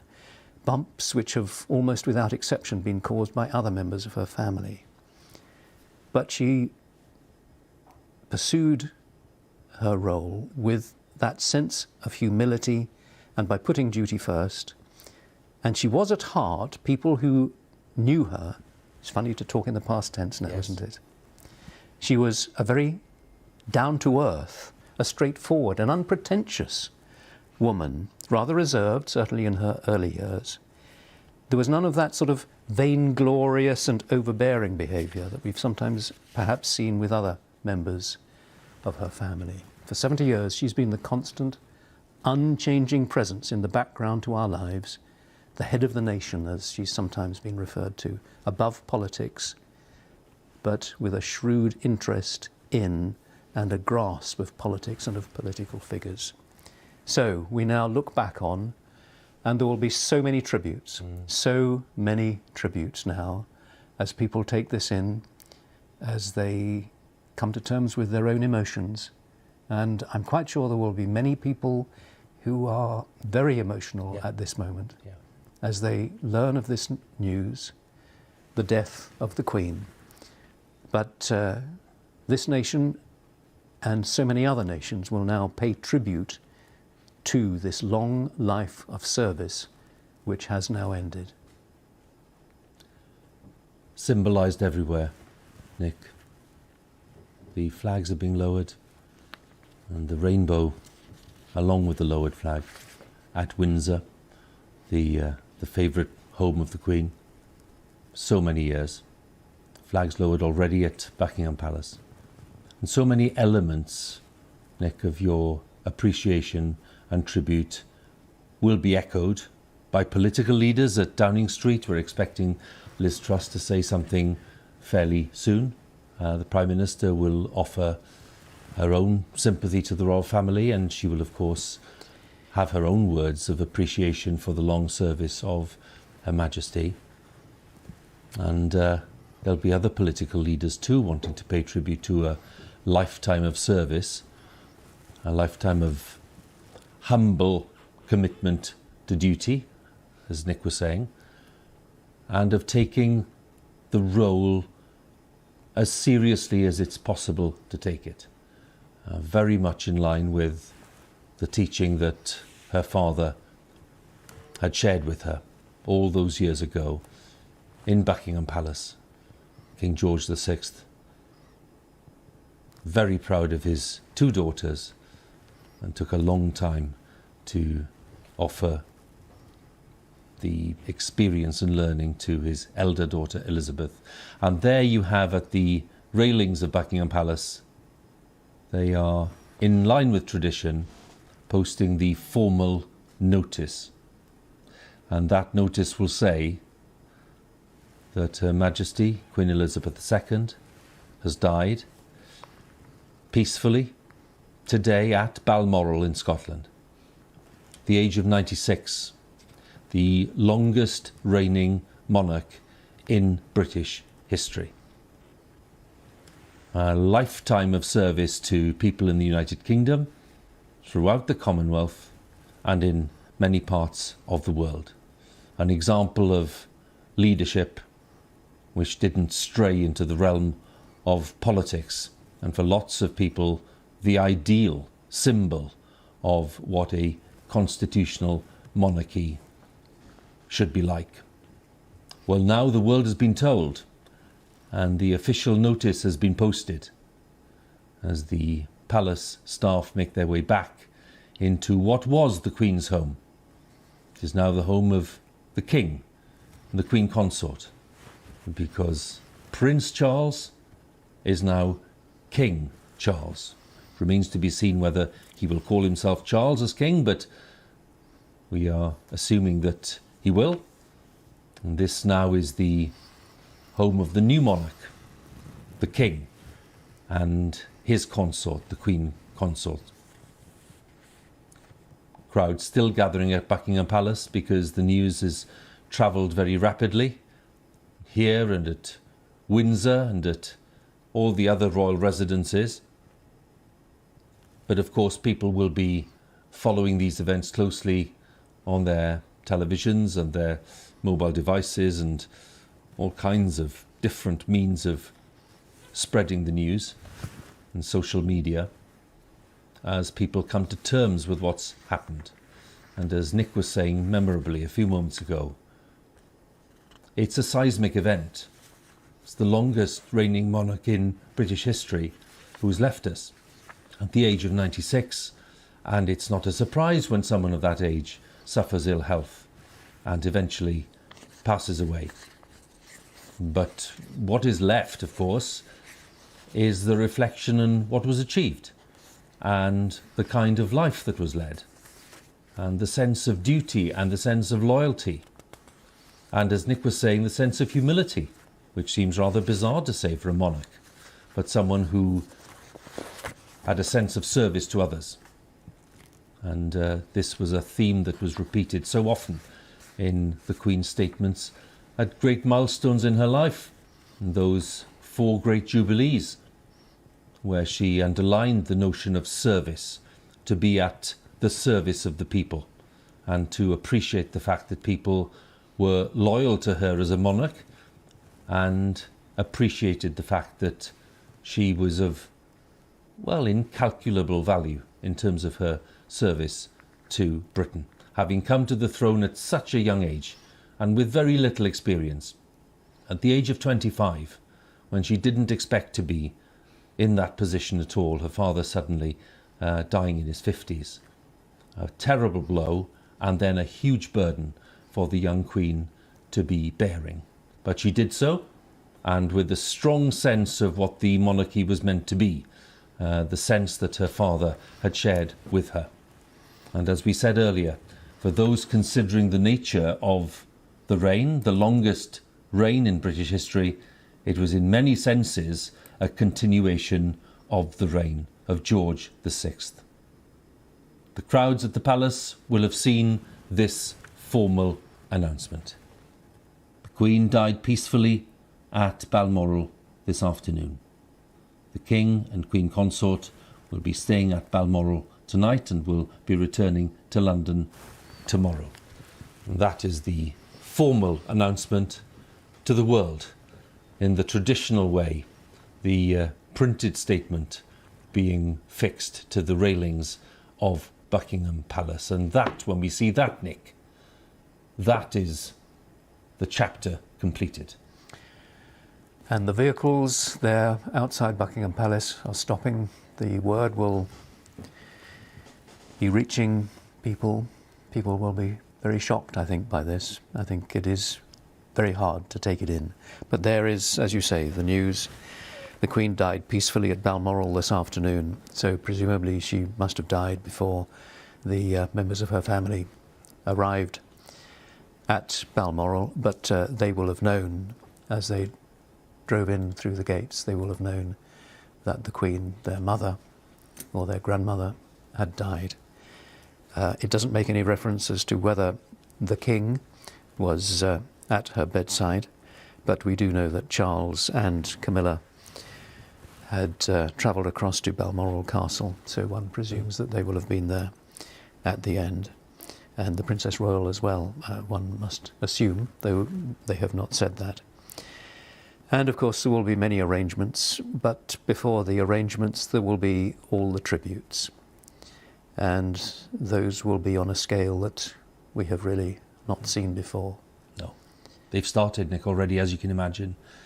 President Biden, the White House, he and his wife saying our hearts and thoughts go to the Queen's family and the British people, of course, coming from our strongest ally. So you'd expect the statement to be warm and sincere, as it is. But as you say, Nick, it'll be just the start of countless tributes from world leaders, religious leaders, and of course, I think it's right to say this, from millions of people, from ordinary people who will want to be sharing their sense of loss. Yes, yes, and that sense of loss will be deep and it will be widespread.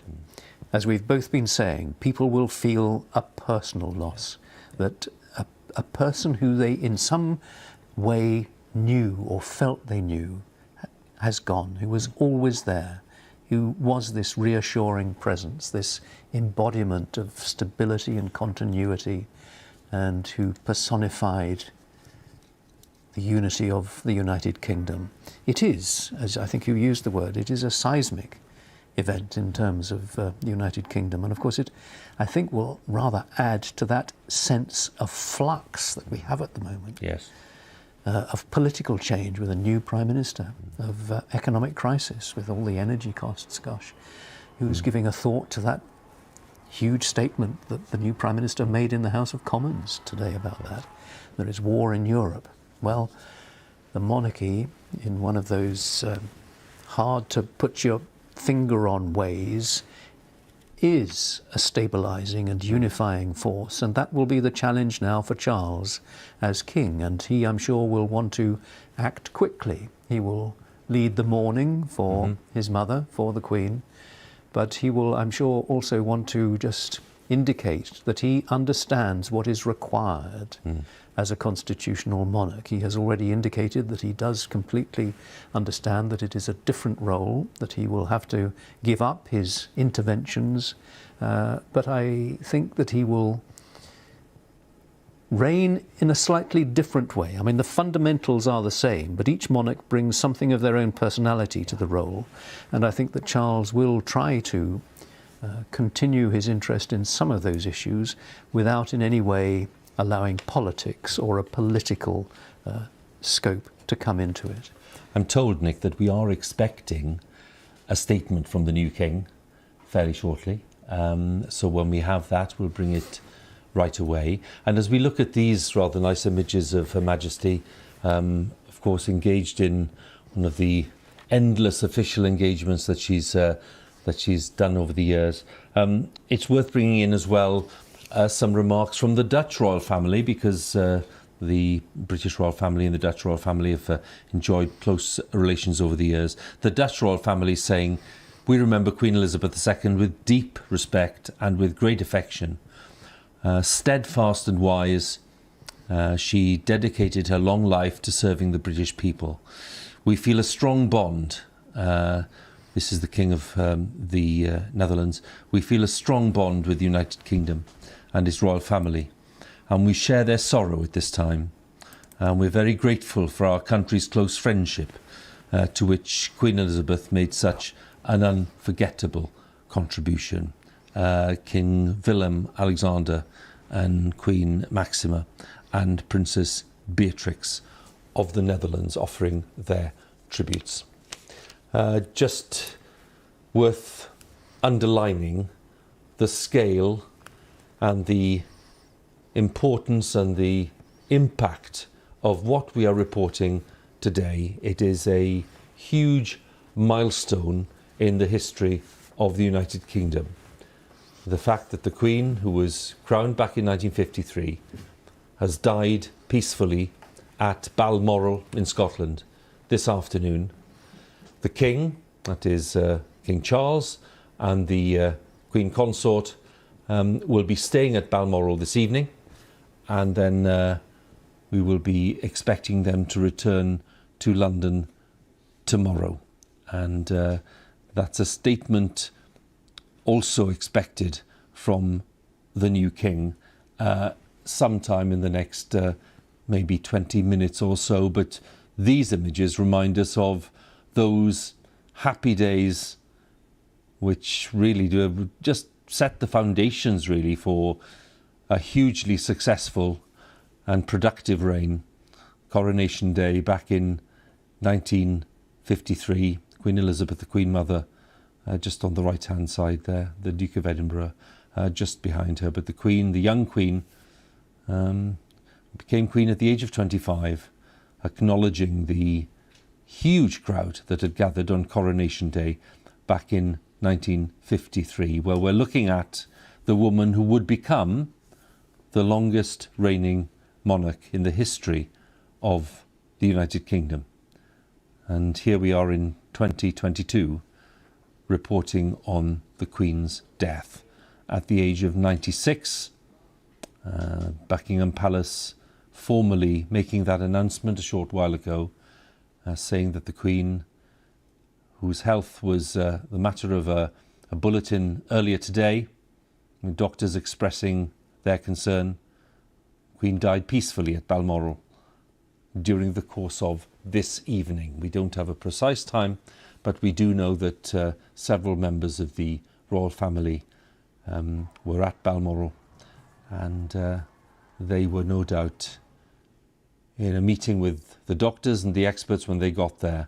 And indeed the news came fairly soon after their arrival that Her Majesty had indeed passed away at the age of 96. Earlier today they were saying that she was being kept comfortable in Balmoral. There was no sign of any move to hospital, no sign of any further intervention by doctors in a different kind of facility.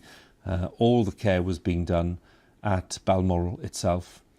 And indeed, a few hours later came the very sad news, which will affect many millions of people, that Her Majesty Queen Elizabeth II has died at the age of 96, having lost her husband, Prince Philip, back in 2021. And on the Queen's death, we now have a new king. Prince Charles will become King Charles, possibly, with a consort who will be the Queen Consort, known as Camilla, the Duchess of Cornwall.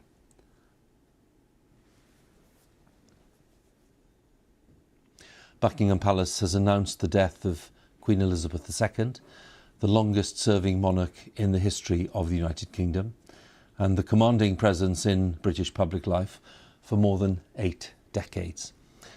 She died at Balmoral in Aberdeenshire today at the age of 96. The Queen's eldest son, Charles, at the age of 73, has become king. And within the past few minutes, Buckingham Palace released this formal statement. The Queen died peacefully at Balmoral this afternoon. The King and the Queen Consort will remain at Balmoral this evening and will return to London tomorrow. We are expecting a statement from the new King fairly shortly. We're also expecting a statement from the new Prime Minister, Liz Truss, who visited the Queen in Balmoral just a couple of days ago and was able to accept the invitation to form a government in that audience, where the Queen was seen to be smiling broadly and looked very focused on the task at hand, albeit looking rather frail. Well, that was 2 days ago, and yesterday came the news that she was unable to fulfil an appointment with the Privy Council. That's the senior ministers in the new government of Liz Truss. It was to be an online meeting, but nonetheless, the Queen was judged to be too tired and she needed to rest. She wasn't well, and her doctor suggested last evening that that meeting should not be held, and she was resting last night. And by this morning, indeed, late morning, the Queen's doctors were clearly very concerned, and that the Queen's condition had deteriorated fairly rapidly. And then by lunchtime we had the statement that her health was causing particular concern. And then we saw the members of the family arriving at Balmoral. And shortly after that, within the past half hour or so, came the formal statement that Her Majesty Queen Elizabeth II has died at the age of 96. We have statements from lots of world leaders. We'll come to them in a second. The President of the Irish Republic, for example, Michael D. Higgins. The Queen visited the Irish Republic back in 2011. She was the first British monarch to visit the Irish Republic. It was a hugely successful meeting. I've got a very warm welcome there. Her Majesty, says President Higgins, served the British people with exceptional dignity. Her personal commitment to her role and extraordinary sense of duty were the hallmarks of her period as Queen, which will hold a unique place in British history. There aren't many who will disagree with that. That's President Michael Higgins of the Republic of Ireland. The Archbishop of Canterbury, Justin Welby, has just issued this statement, which of course will be welcomed by Charles as the new king as well. He says, "May Her late Majesty Queen Elizabeth II rest in peace and rise in glory." Justin Welby, the Archbishop of Canterbury. As she had done before, she reminded us of a deep truth about ourselves, says the Archbishop. We are a people of hope who care for one another.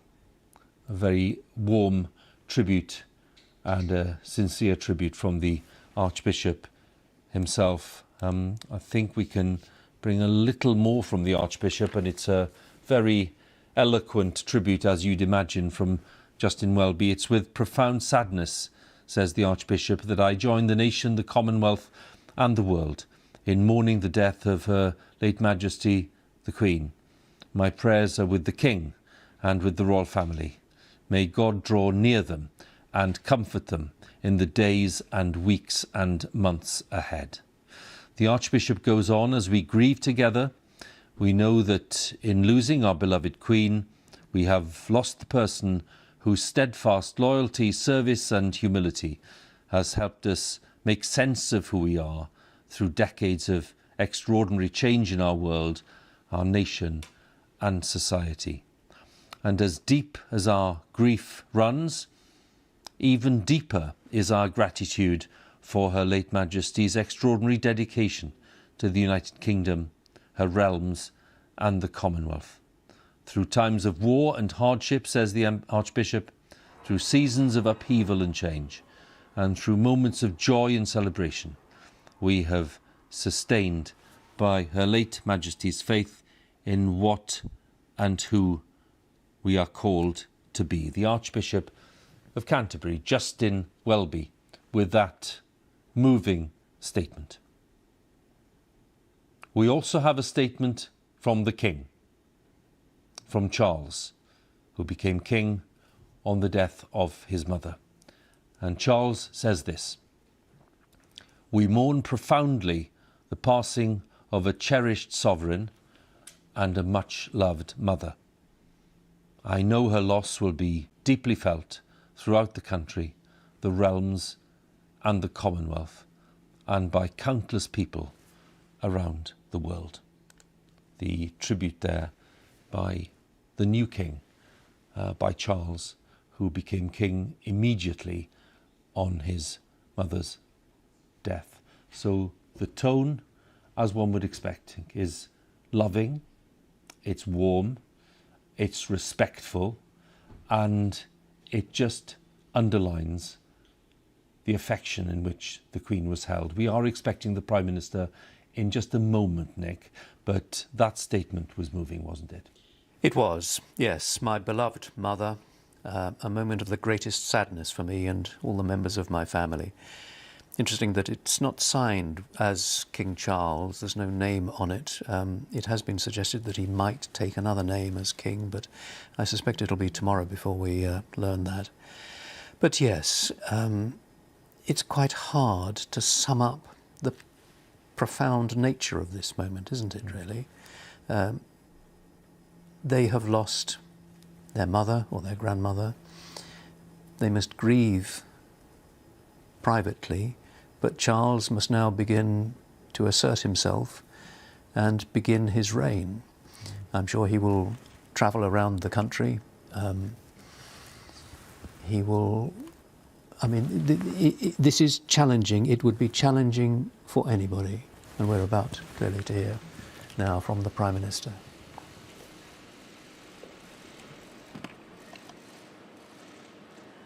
We are all devastated by the news that we have just heard from Balmoral. The death of Her Majesty the Queen is a huge shock to the nation and to the world.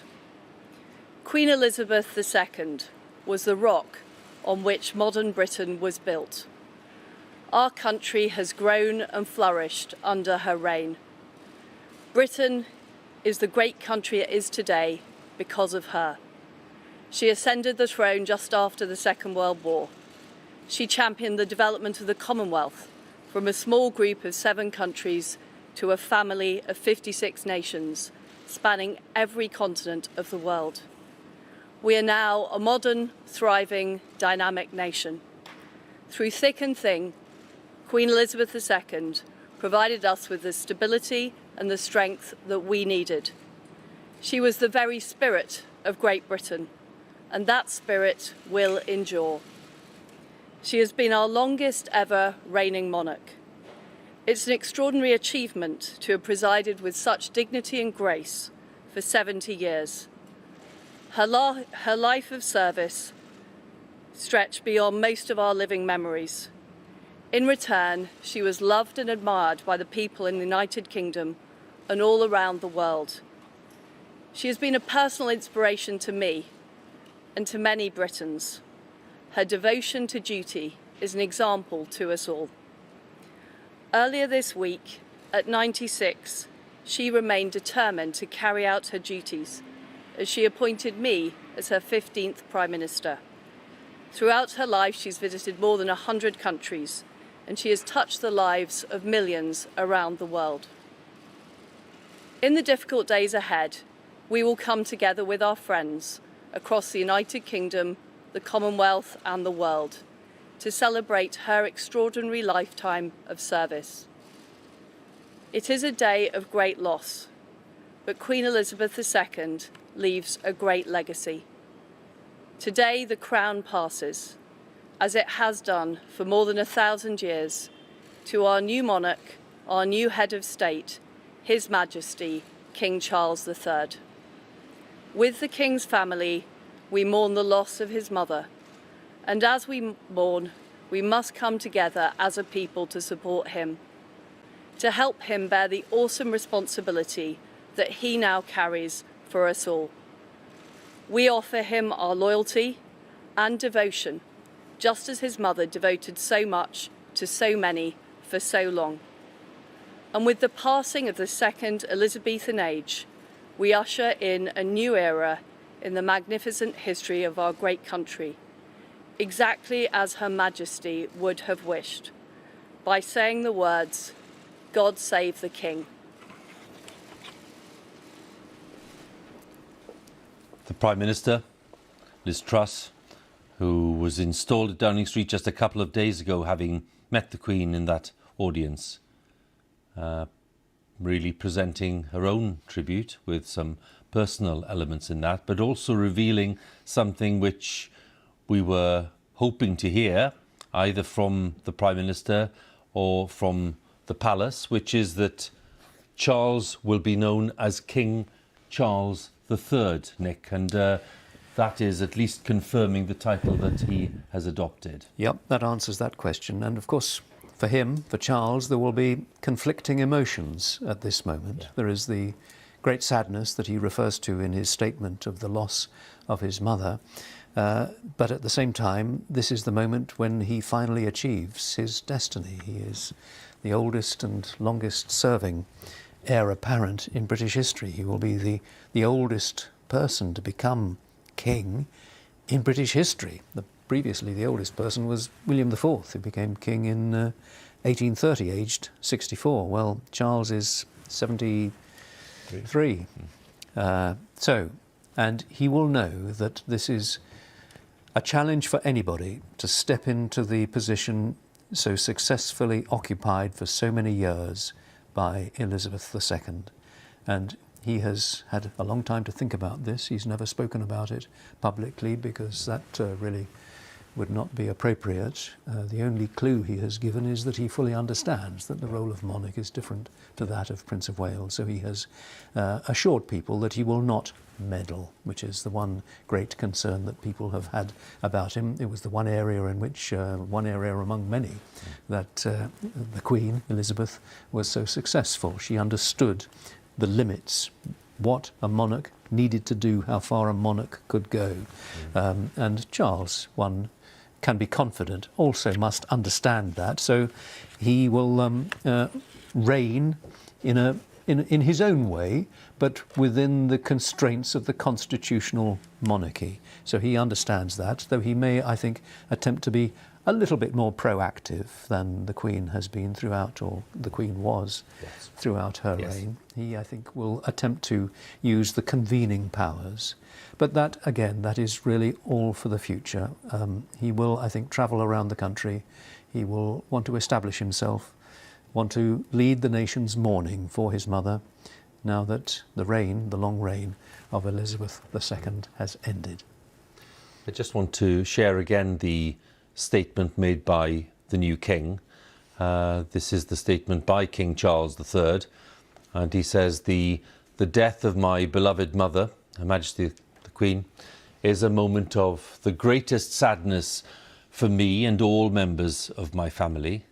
And Charles goes on, we mourn profoundly the passing of a cherished sovereign and a much-loved mother. I know her loss will be deeply felt throughout the country and the realms and the Commonwealth, and by countless people around the world. And during this period of mourning and change, my family and I will be comforted and sustained by our knowledge of the respect and deep affection in which the Queen was so widely held. A statement by the former Prince of Wales, now King Charles III, because the Prime Minister has confirmed that the Queen, now having died at the age of 96, has been succeeded by Charles and will be known as King Charles III and the Queen consort, of course, Camilla.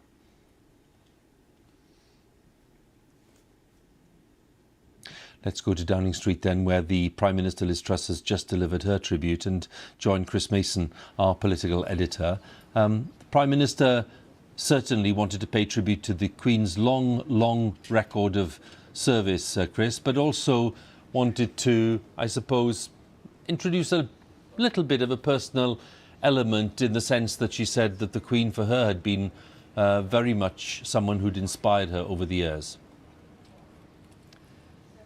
Yes, that's right, Hugh, and a Prime Minister just 48 hours in office, tasked with finding the words for such a profound moment in our country's history. Just picking out a few of the sentences that struck me in the statement from Liz Truss just a few moments ago. The rock on which modern Britain was built, she reflected about Her Majesty the Queen. Britain is a great country today because of her, and because of her stability and strength, that she encapsulated and personified, the Prime Minister said, the spirit of Great Britain. As you just mentioned in conversation with Nick, the news from the Prime Minister that the King will be known as His Majesty King Charles III. And then the profound solemnity and gravity of those final words from Liz Truss, God save the King. When we look at the change that's now happening, Chris, because clearly there are big implications for Downing Street and government, given the very strong axis that exists between the office of the monarch and the executive and parliament in this constitutional monarchy that we have. What will be happening, do you think, now in terms of the administration in Downing Street? What are the things that they will need to come to terms with, given that we now have a new monarch? It'll be a profound change, a significant change at a time politically of considerable flux. It is, of course, a new team that have moved into Downing Street, not just the Prime Minister, but so many of her senior advisors in the last 48 hours or so, themselves trying to work out how the very heart of British government and the British state on the political side operates. Now, within that and beyond that, in the broader governmental machine, are procedures and protocols in terms of the conversations that take place between Downing Street as an institution and Buckingham Palace, the monarchy, as an institution. But nonetheless, obviously, it's such a profound historical moment. Things will change. A Prime Minister who had just had a single audience with the Queen, that first audience also being her last one. And in future, of course, those audiences, they are gatherings that take place once a week, where the Prime Minister heads to see the monarch and has a period of time privately in their company, knowing in the political world it being the one opportunity where you can talk very candidly to someone without the prospect of it being leaked, that in the future for the Prime Minister will be very different from the one that she might have anticipated, from the one that so many of her predecessors, 14 of her predecessors, have enjoyed, that conversation that they had with the Queen, more recently taking place remotely, traditionally taking place physically at Buckingham Palace, where Prime Minister after Prime Minister, 15 in total including Liz Truss, were able to spend that time with the Queen and tap into a well of knowledge and savvy and wisdom about world affairs that was unprecedented. A stateswoman of a longevity greater than any other on earth. And with that, Prime Ministers would so often reflect in interviews and in their memoirs just how valuable a relationship that was. Firstly, as I say, because it was grounded in that sense of solemnity and privacy, but secondly, because of the wisdom and experience that the Queen was able to bring. Chris, for now, many thanks. Chris Mason, our political editor. And as you can imagine, lots of political leaders are wanting to pay their own tributes. From Scotland, and of course, let's just underline the fact that the Queen passed away at Balmoral in Aberdeenshire. So the First Minister of Scotland, Nicola Sturgeon, has been sharing her response to what's happened today in the Queen's death. She said it was a profoundly sad moment for the UK, the Commonwealth and the world. And then the First Minister goes on to say the Queen's life was one of extraordinary dedication and service. And she said, on behalf of the people of Scotland, I convey my deepest condolences to the King and to the royal family. First Minister of Scotland, Nicola Sturgeon, with the statement that she issued just a few moments ago. The time is 7:20, and you're watching this extended coverage from BBC News on this very, very sad day, because we are reporting the death of Queen Elizabeth II. Buckingham Palace has announced the death of Queen Elizabeth, the longest serving monarch in the history of the United Kingdom, and the commanding presence in British public life over a span of 8 decades.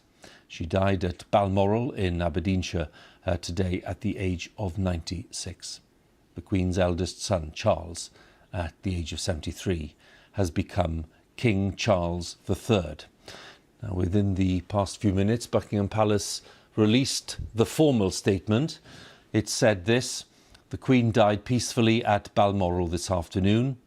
The King and the Queen Consort will remain at Balmoral this evening and will return to London tomorrow." That is the brief statement stating the events of the past hour or so and the fact of the Queen's death at the age of 96 after the longest reign in the history of the United Kingdom. And Nicholas Witchell, our royal correspondent, is with us. By now, Nick, of course, this news will be around the world.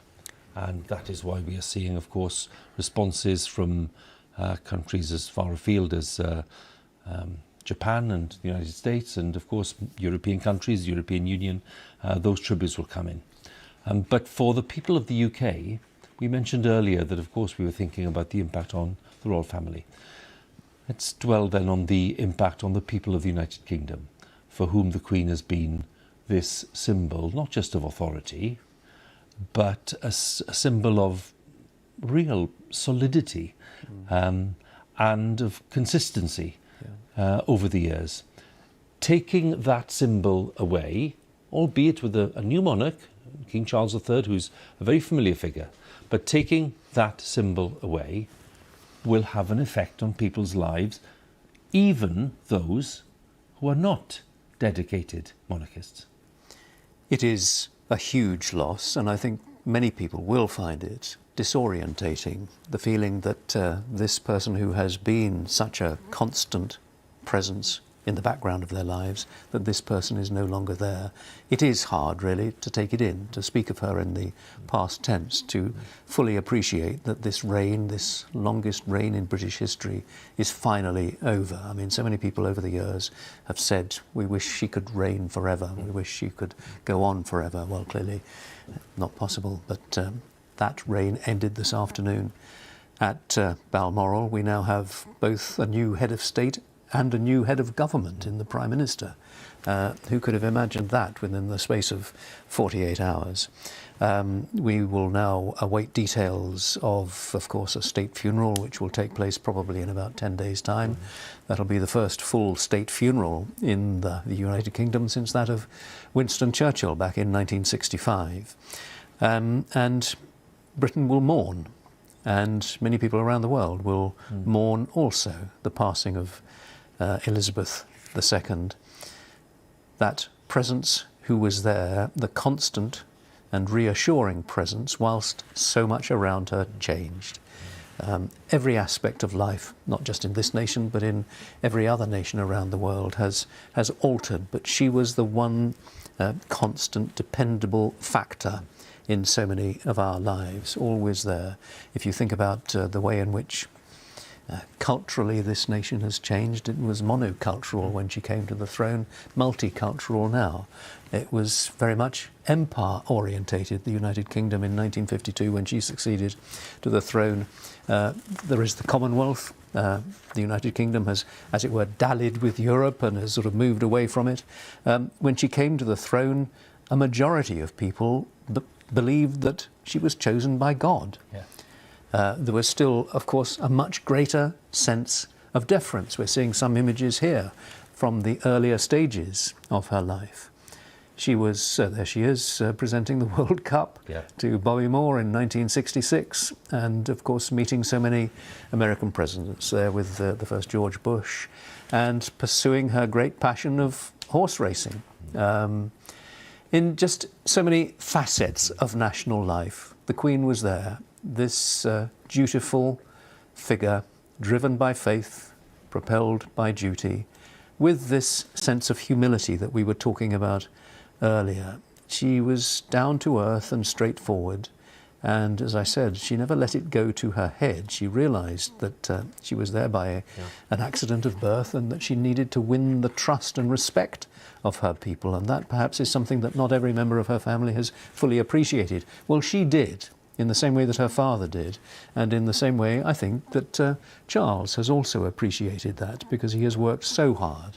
Prince Charles, you know, been a few controversies and difficulties for him, but he has set out during his time as Prince of Wales to win the respect of people and to show that he is worthy of the office and the position to which he has now succeeded. There he is with his mother. He is now mourning the loss of that mother and the loss of the Queen as he becomes king. Now we must assume that the Prime Minister, Liz Truss, has not, as it were, jumped the gun in naming him as King Charles III.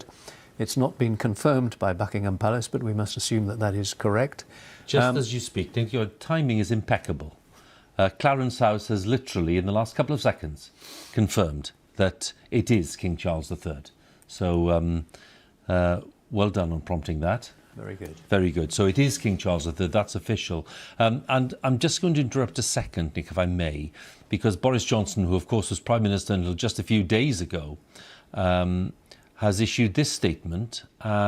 It's fairly lengthy, but I'm going to just read through it because well, you'll understand why. This is our country's saddest day, says Boris Johnson.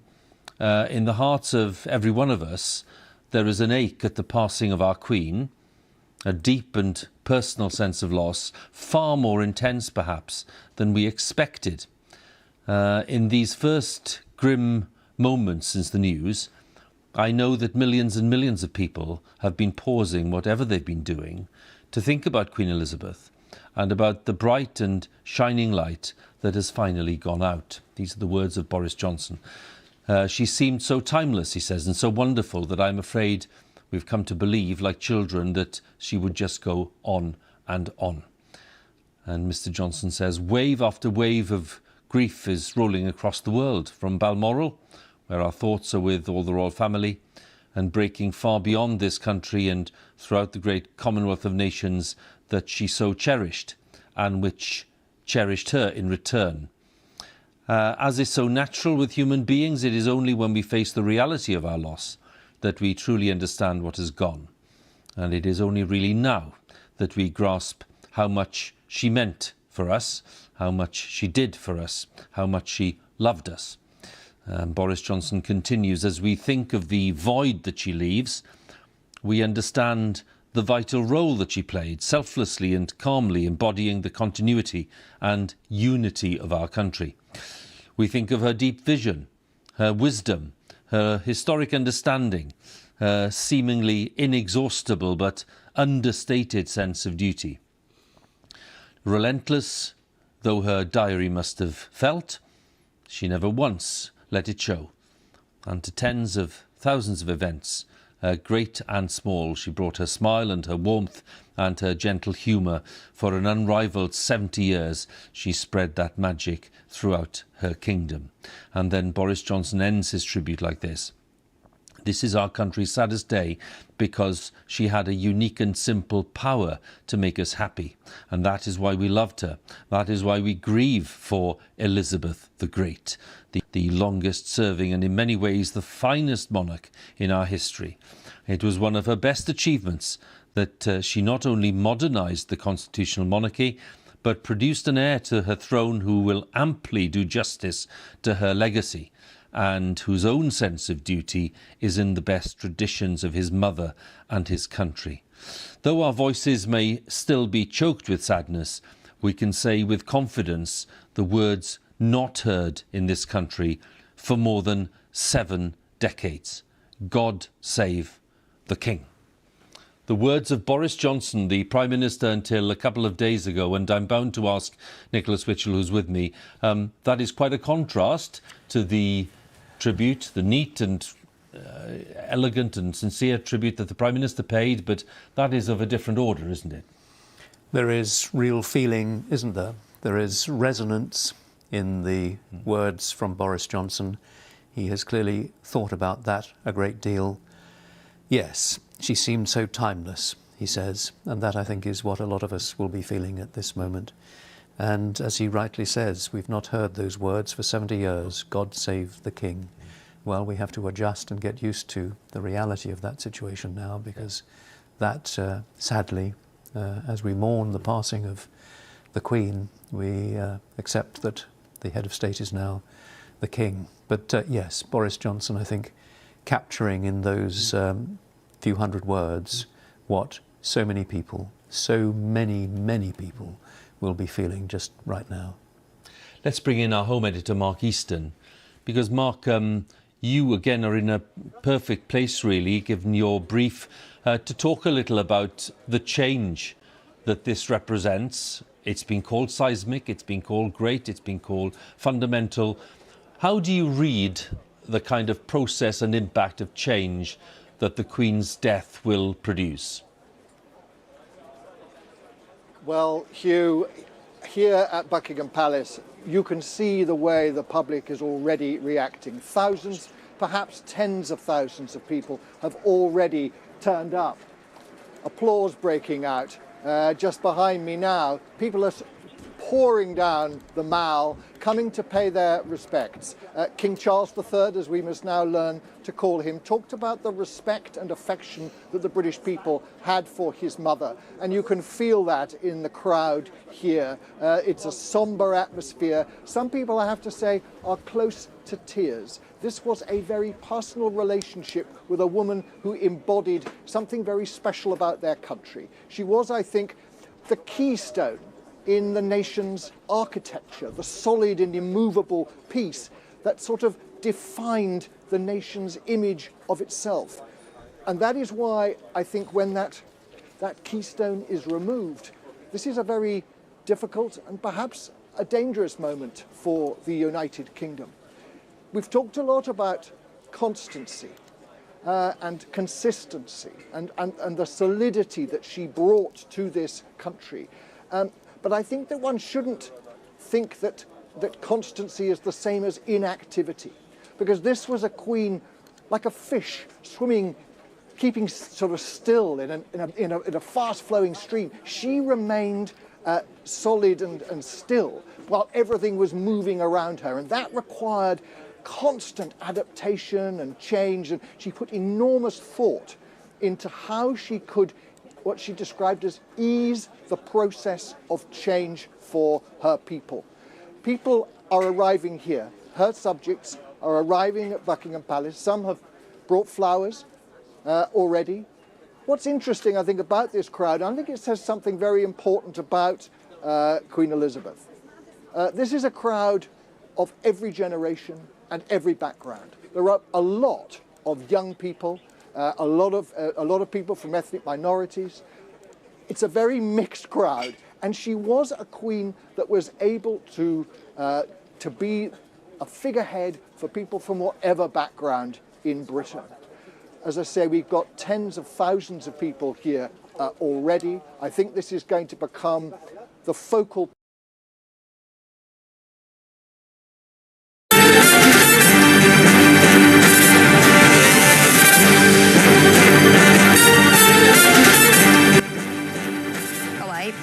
英女王伊麗莎白二世逝世，終年96歲。佢在位70年期間，英國經歷幾許風雨。佢成為團結國家嘅磐石，同時係堅守政治中立，保住君主立憲制，係一位深受民眾愛戴嘅女王。由吳翠珊講下佢嘅生平。作為英國歷史上在位時間最長嘅君主，伊麗莎白二世深受民眾歡迎。從佢1952年2月6號登基之後，英國換過10幾位首相，但英國銀紙、硬幣同埋郵票上始終都係同一個人。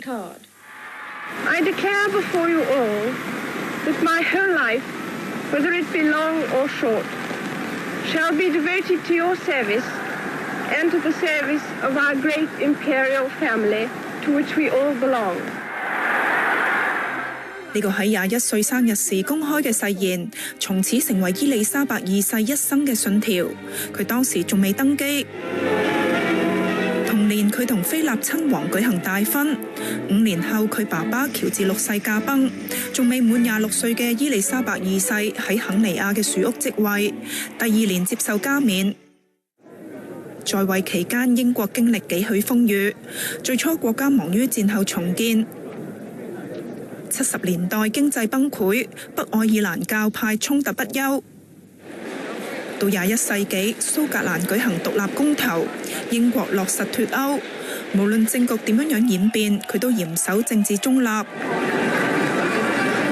君主立憲制度下，佢雖然冇政治實權，但始終如一嘅女王成為穩定聯合王國嘅磐石。Thank her on behalf of us all for the many wonderful qualities which she has brought to almost an entire lifetime of service and dedication to her country, to her family, to the realms, and to the countries of the Commonwealth. 不過一生謹言慎行嘅佢，冇辦法擺脱一浪接一浪嘅皇室醜聞。4名子女有3個婚姻失敗，王儲查理斯同埋戴安娜王妃向外坦誠不忠。戴安娜97年車禍喪生，令女王面對前所未見嘅考驗。外界批評佢過分冷漠，民怨沸騰。女王之後喺戴安娜王妃葬禮當日，帶領皇室鞠躬致哀，喺電視上為戴妃致悼詞，扭轉民間對佢嘅不滿。到佢嘅孫威廉王子迎娶海蒂，哈利王子迎娶梅根。本來係享受4代同堂嘅好時光，不過哈利為皇室平靜嘅表象投下震撼彈。Did you leave the country because of racism? 結婚2年之後，宣布放棄皇室頭銜，帶同妻兒移居美國。接受訪問時，言語間為皇室扣上種族歧視嘅帽子。就喺同一年就嚟95歲生日嘅時候，女王失去同佢廝守咗大半生嘅丈夫菲立親王。疫情下喪禮入邊獨坐一旁嘅情景令人嘆息。但唔夠1個月，佢重投公職，為英國國會開議發表演說。Now TV 記者吳翠珊報道。英女王伊麗莎白2世係英國歷史上面外訪次數最多嘅國君，喺大英帝國過渡去到英聯邦時代，發揮咗無可替代嘅重要作用。吳翠珊報道。君主立憲制下嘅英女王公務繁重。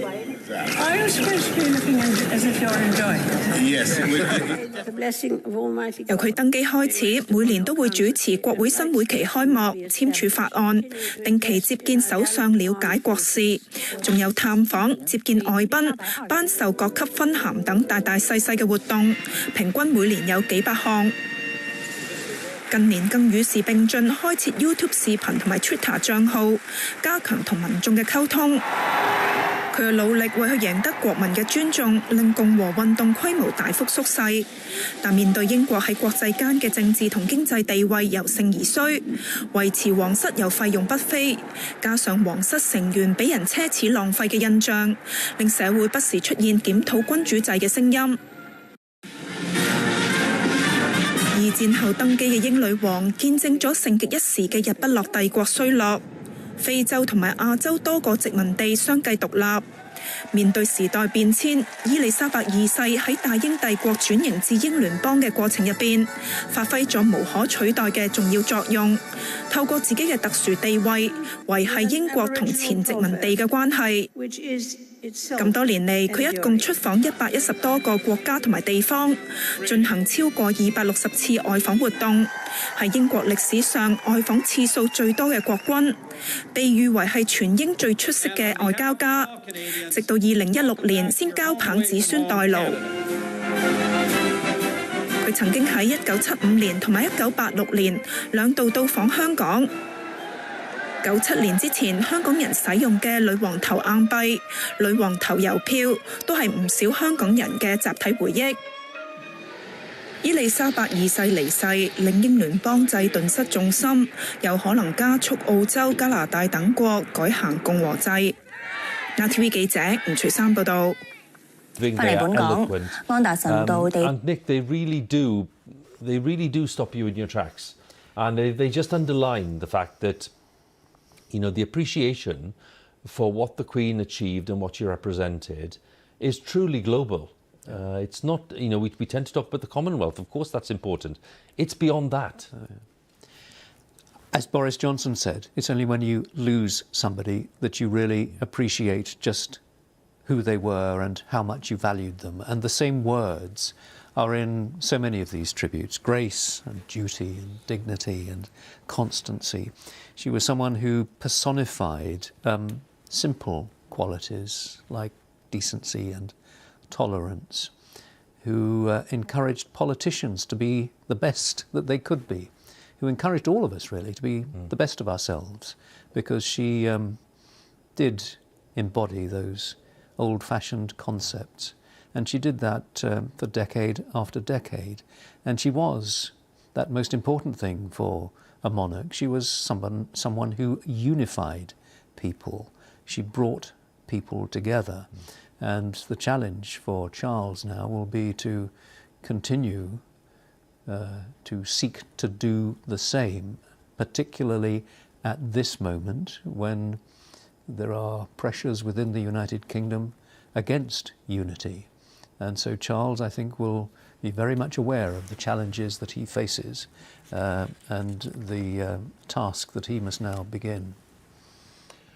Well, Charles's younger son, Harry, is, we understand, arriving at Balmoral just about now.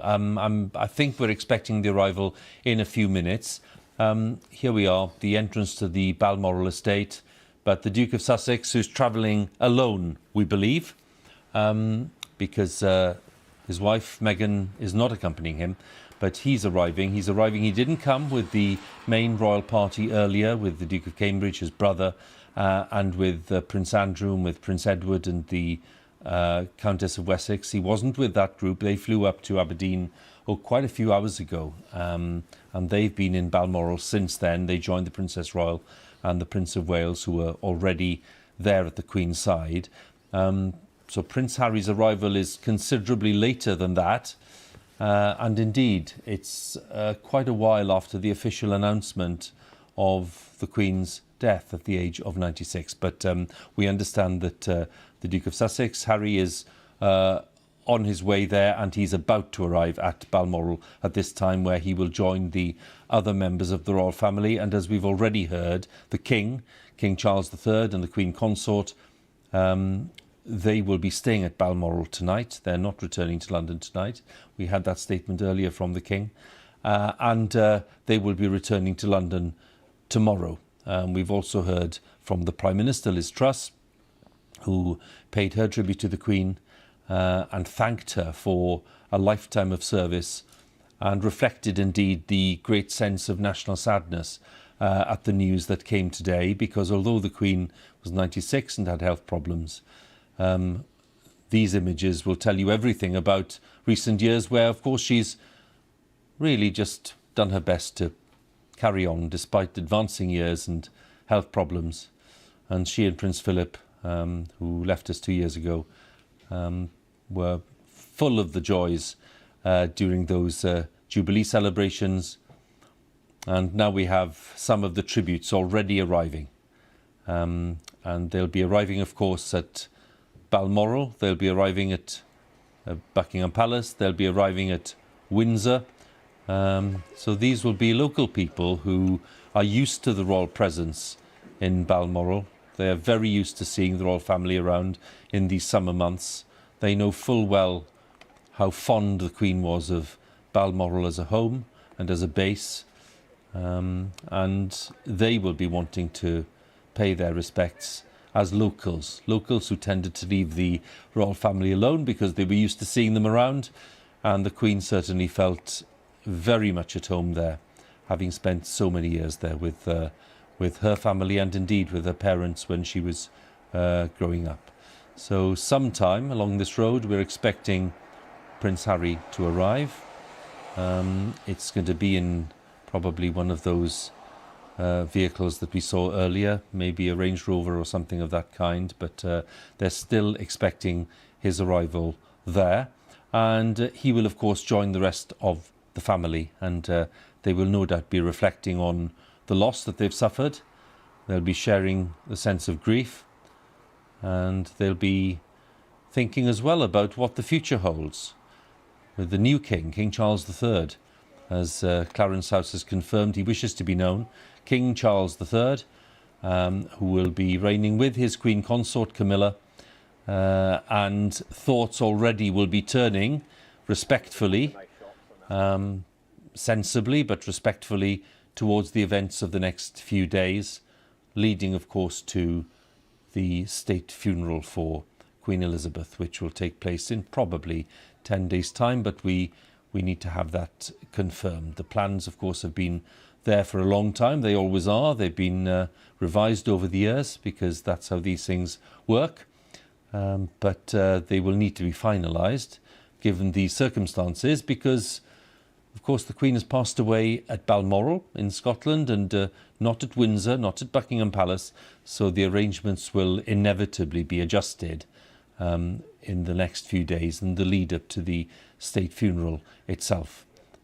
So there'll be some talk about that, and it's fine for us to talk a little bit about that, but what we're really doing today is reflecting on people's sense of loss and what's happened today, and the fact that British life has changed, the fact that the course of our history has changed, and that is symbolised by Buckingham Palace and that empty balcony tonight where the Queen has appeared on so many occasions, on so many happy occasions indeed, during Jubilees and the end of the Second World War with her beloved father and mother and sister Margaret. So it's been the scene of so many great national events when the crowds congregate around that palace to declare their support for the royal family, or indeed to express their sympathy in bad times. And the crowds are now building up.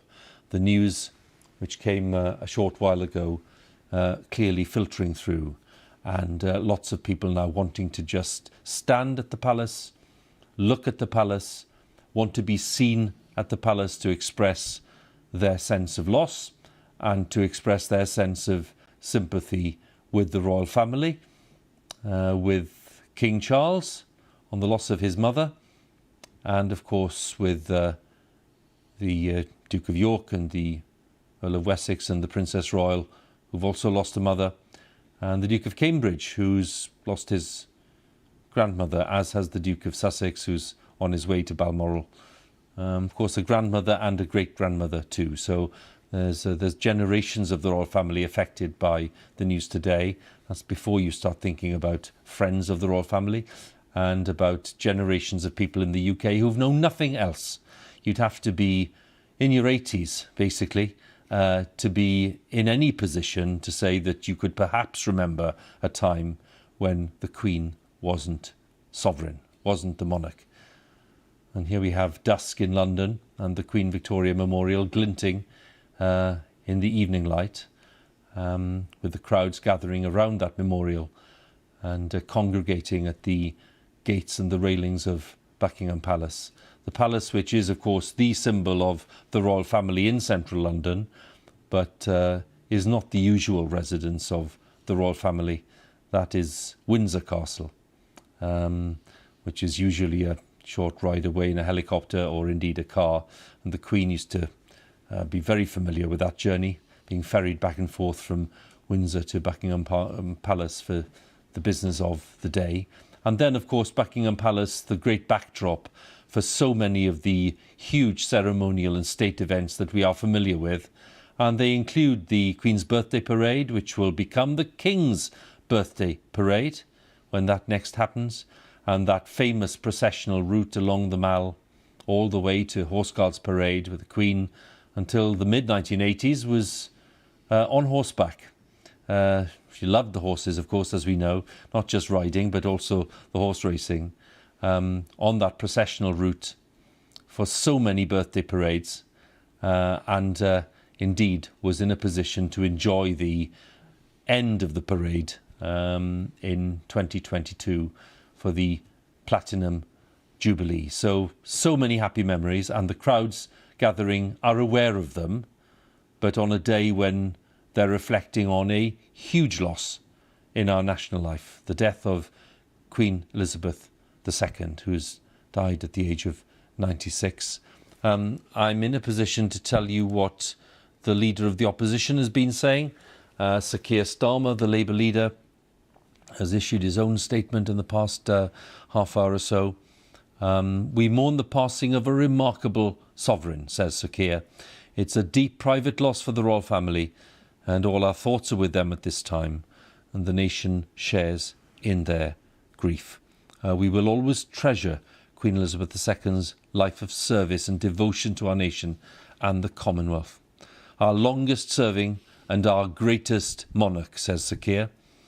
Above the clashes of politics, she stood not for what the nation fought over, but what it agreed upon.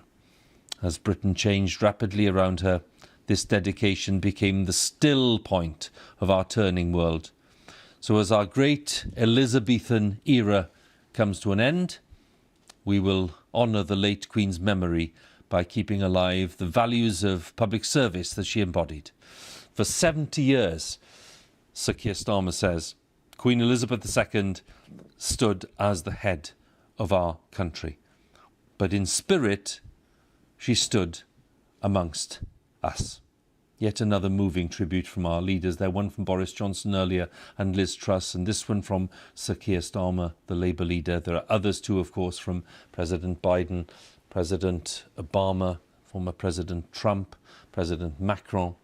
All of these tributes coming in, all of them worth reading. They will no doubt be on the BBC News website for you to see, to just keep up with the tributes being paid, because they are moving, they're eloquent, and they are thoughtful. And it's well worth you having a look if you have a moment to do that. Now, you're watching BBC News, and this extended coverage continues this evening on the 8th of September 2022.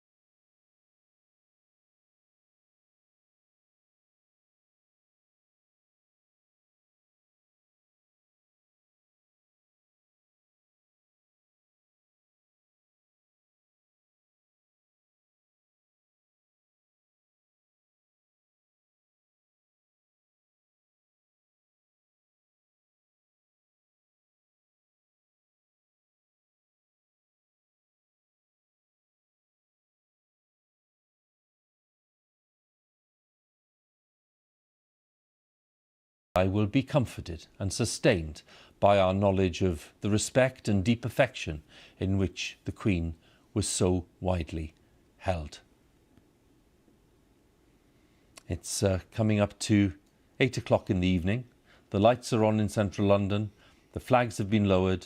The crowds are gathering around the memorial by Buckingham Palace. Nicholas Witchell, our royal correspondent, still with me.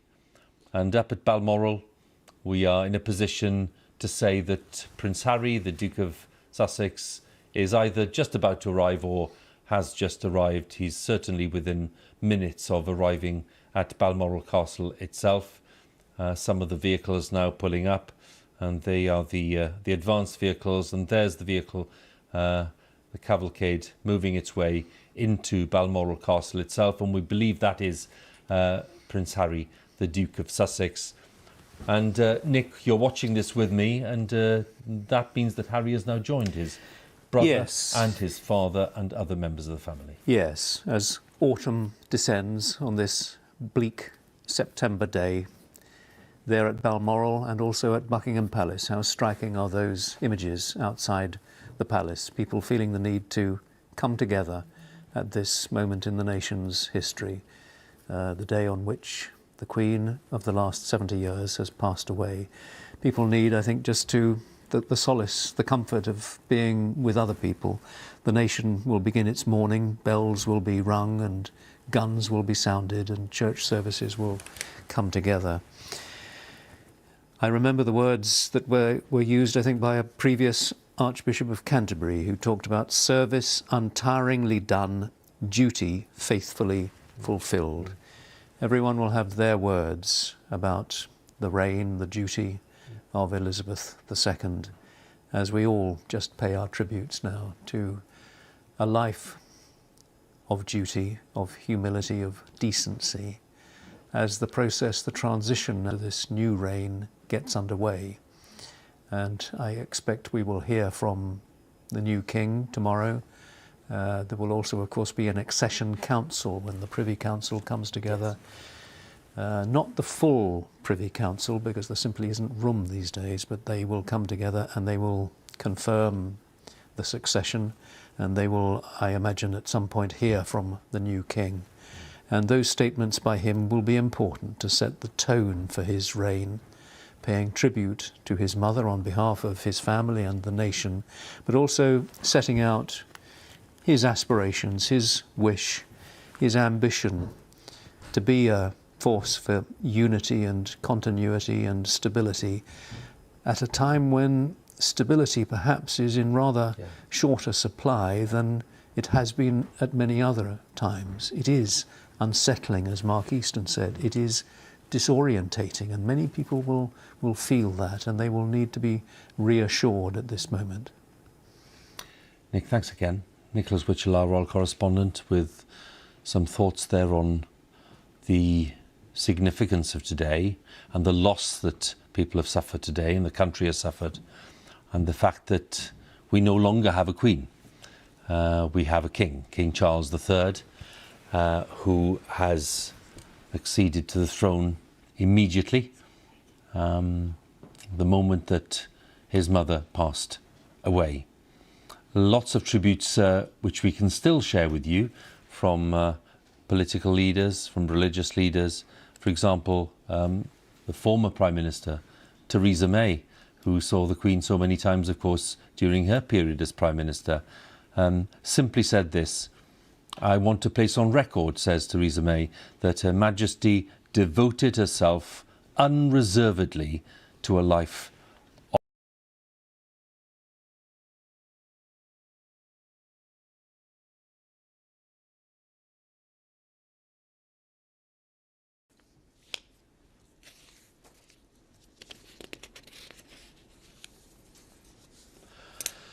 The BBC is interrupting its normal programmes to bring you an important announcement.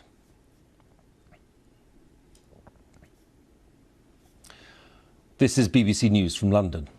Buckingham Palace has announced the death of Her Majesty Queen Elizabeth II.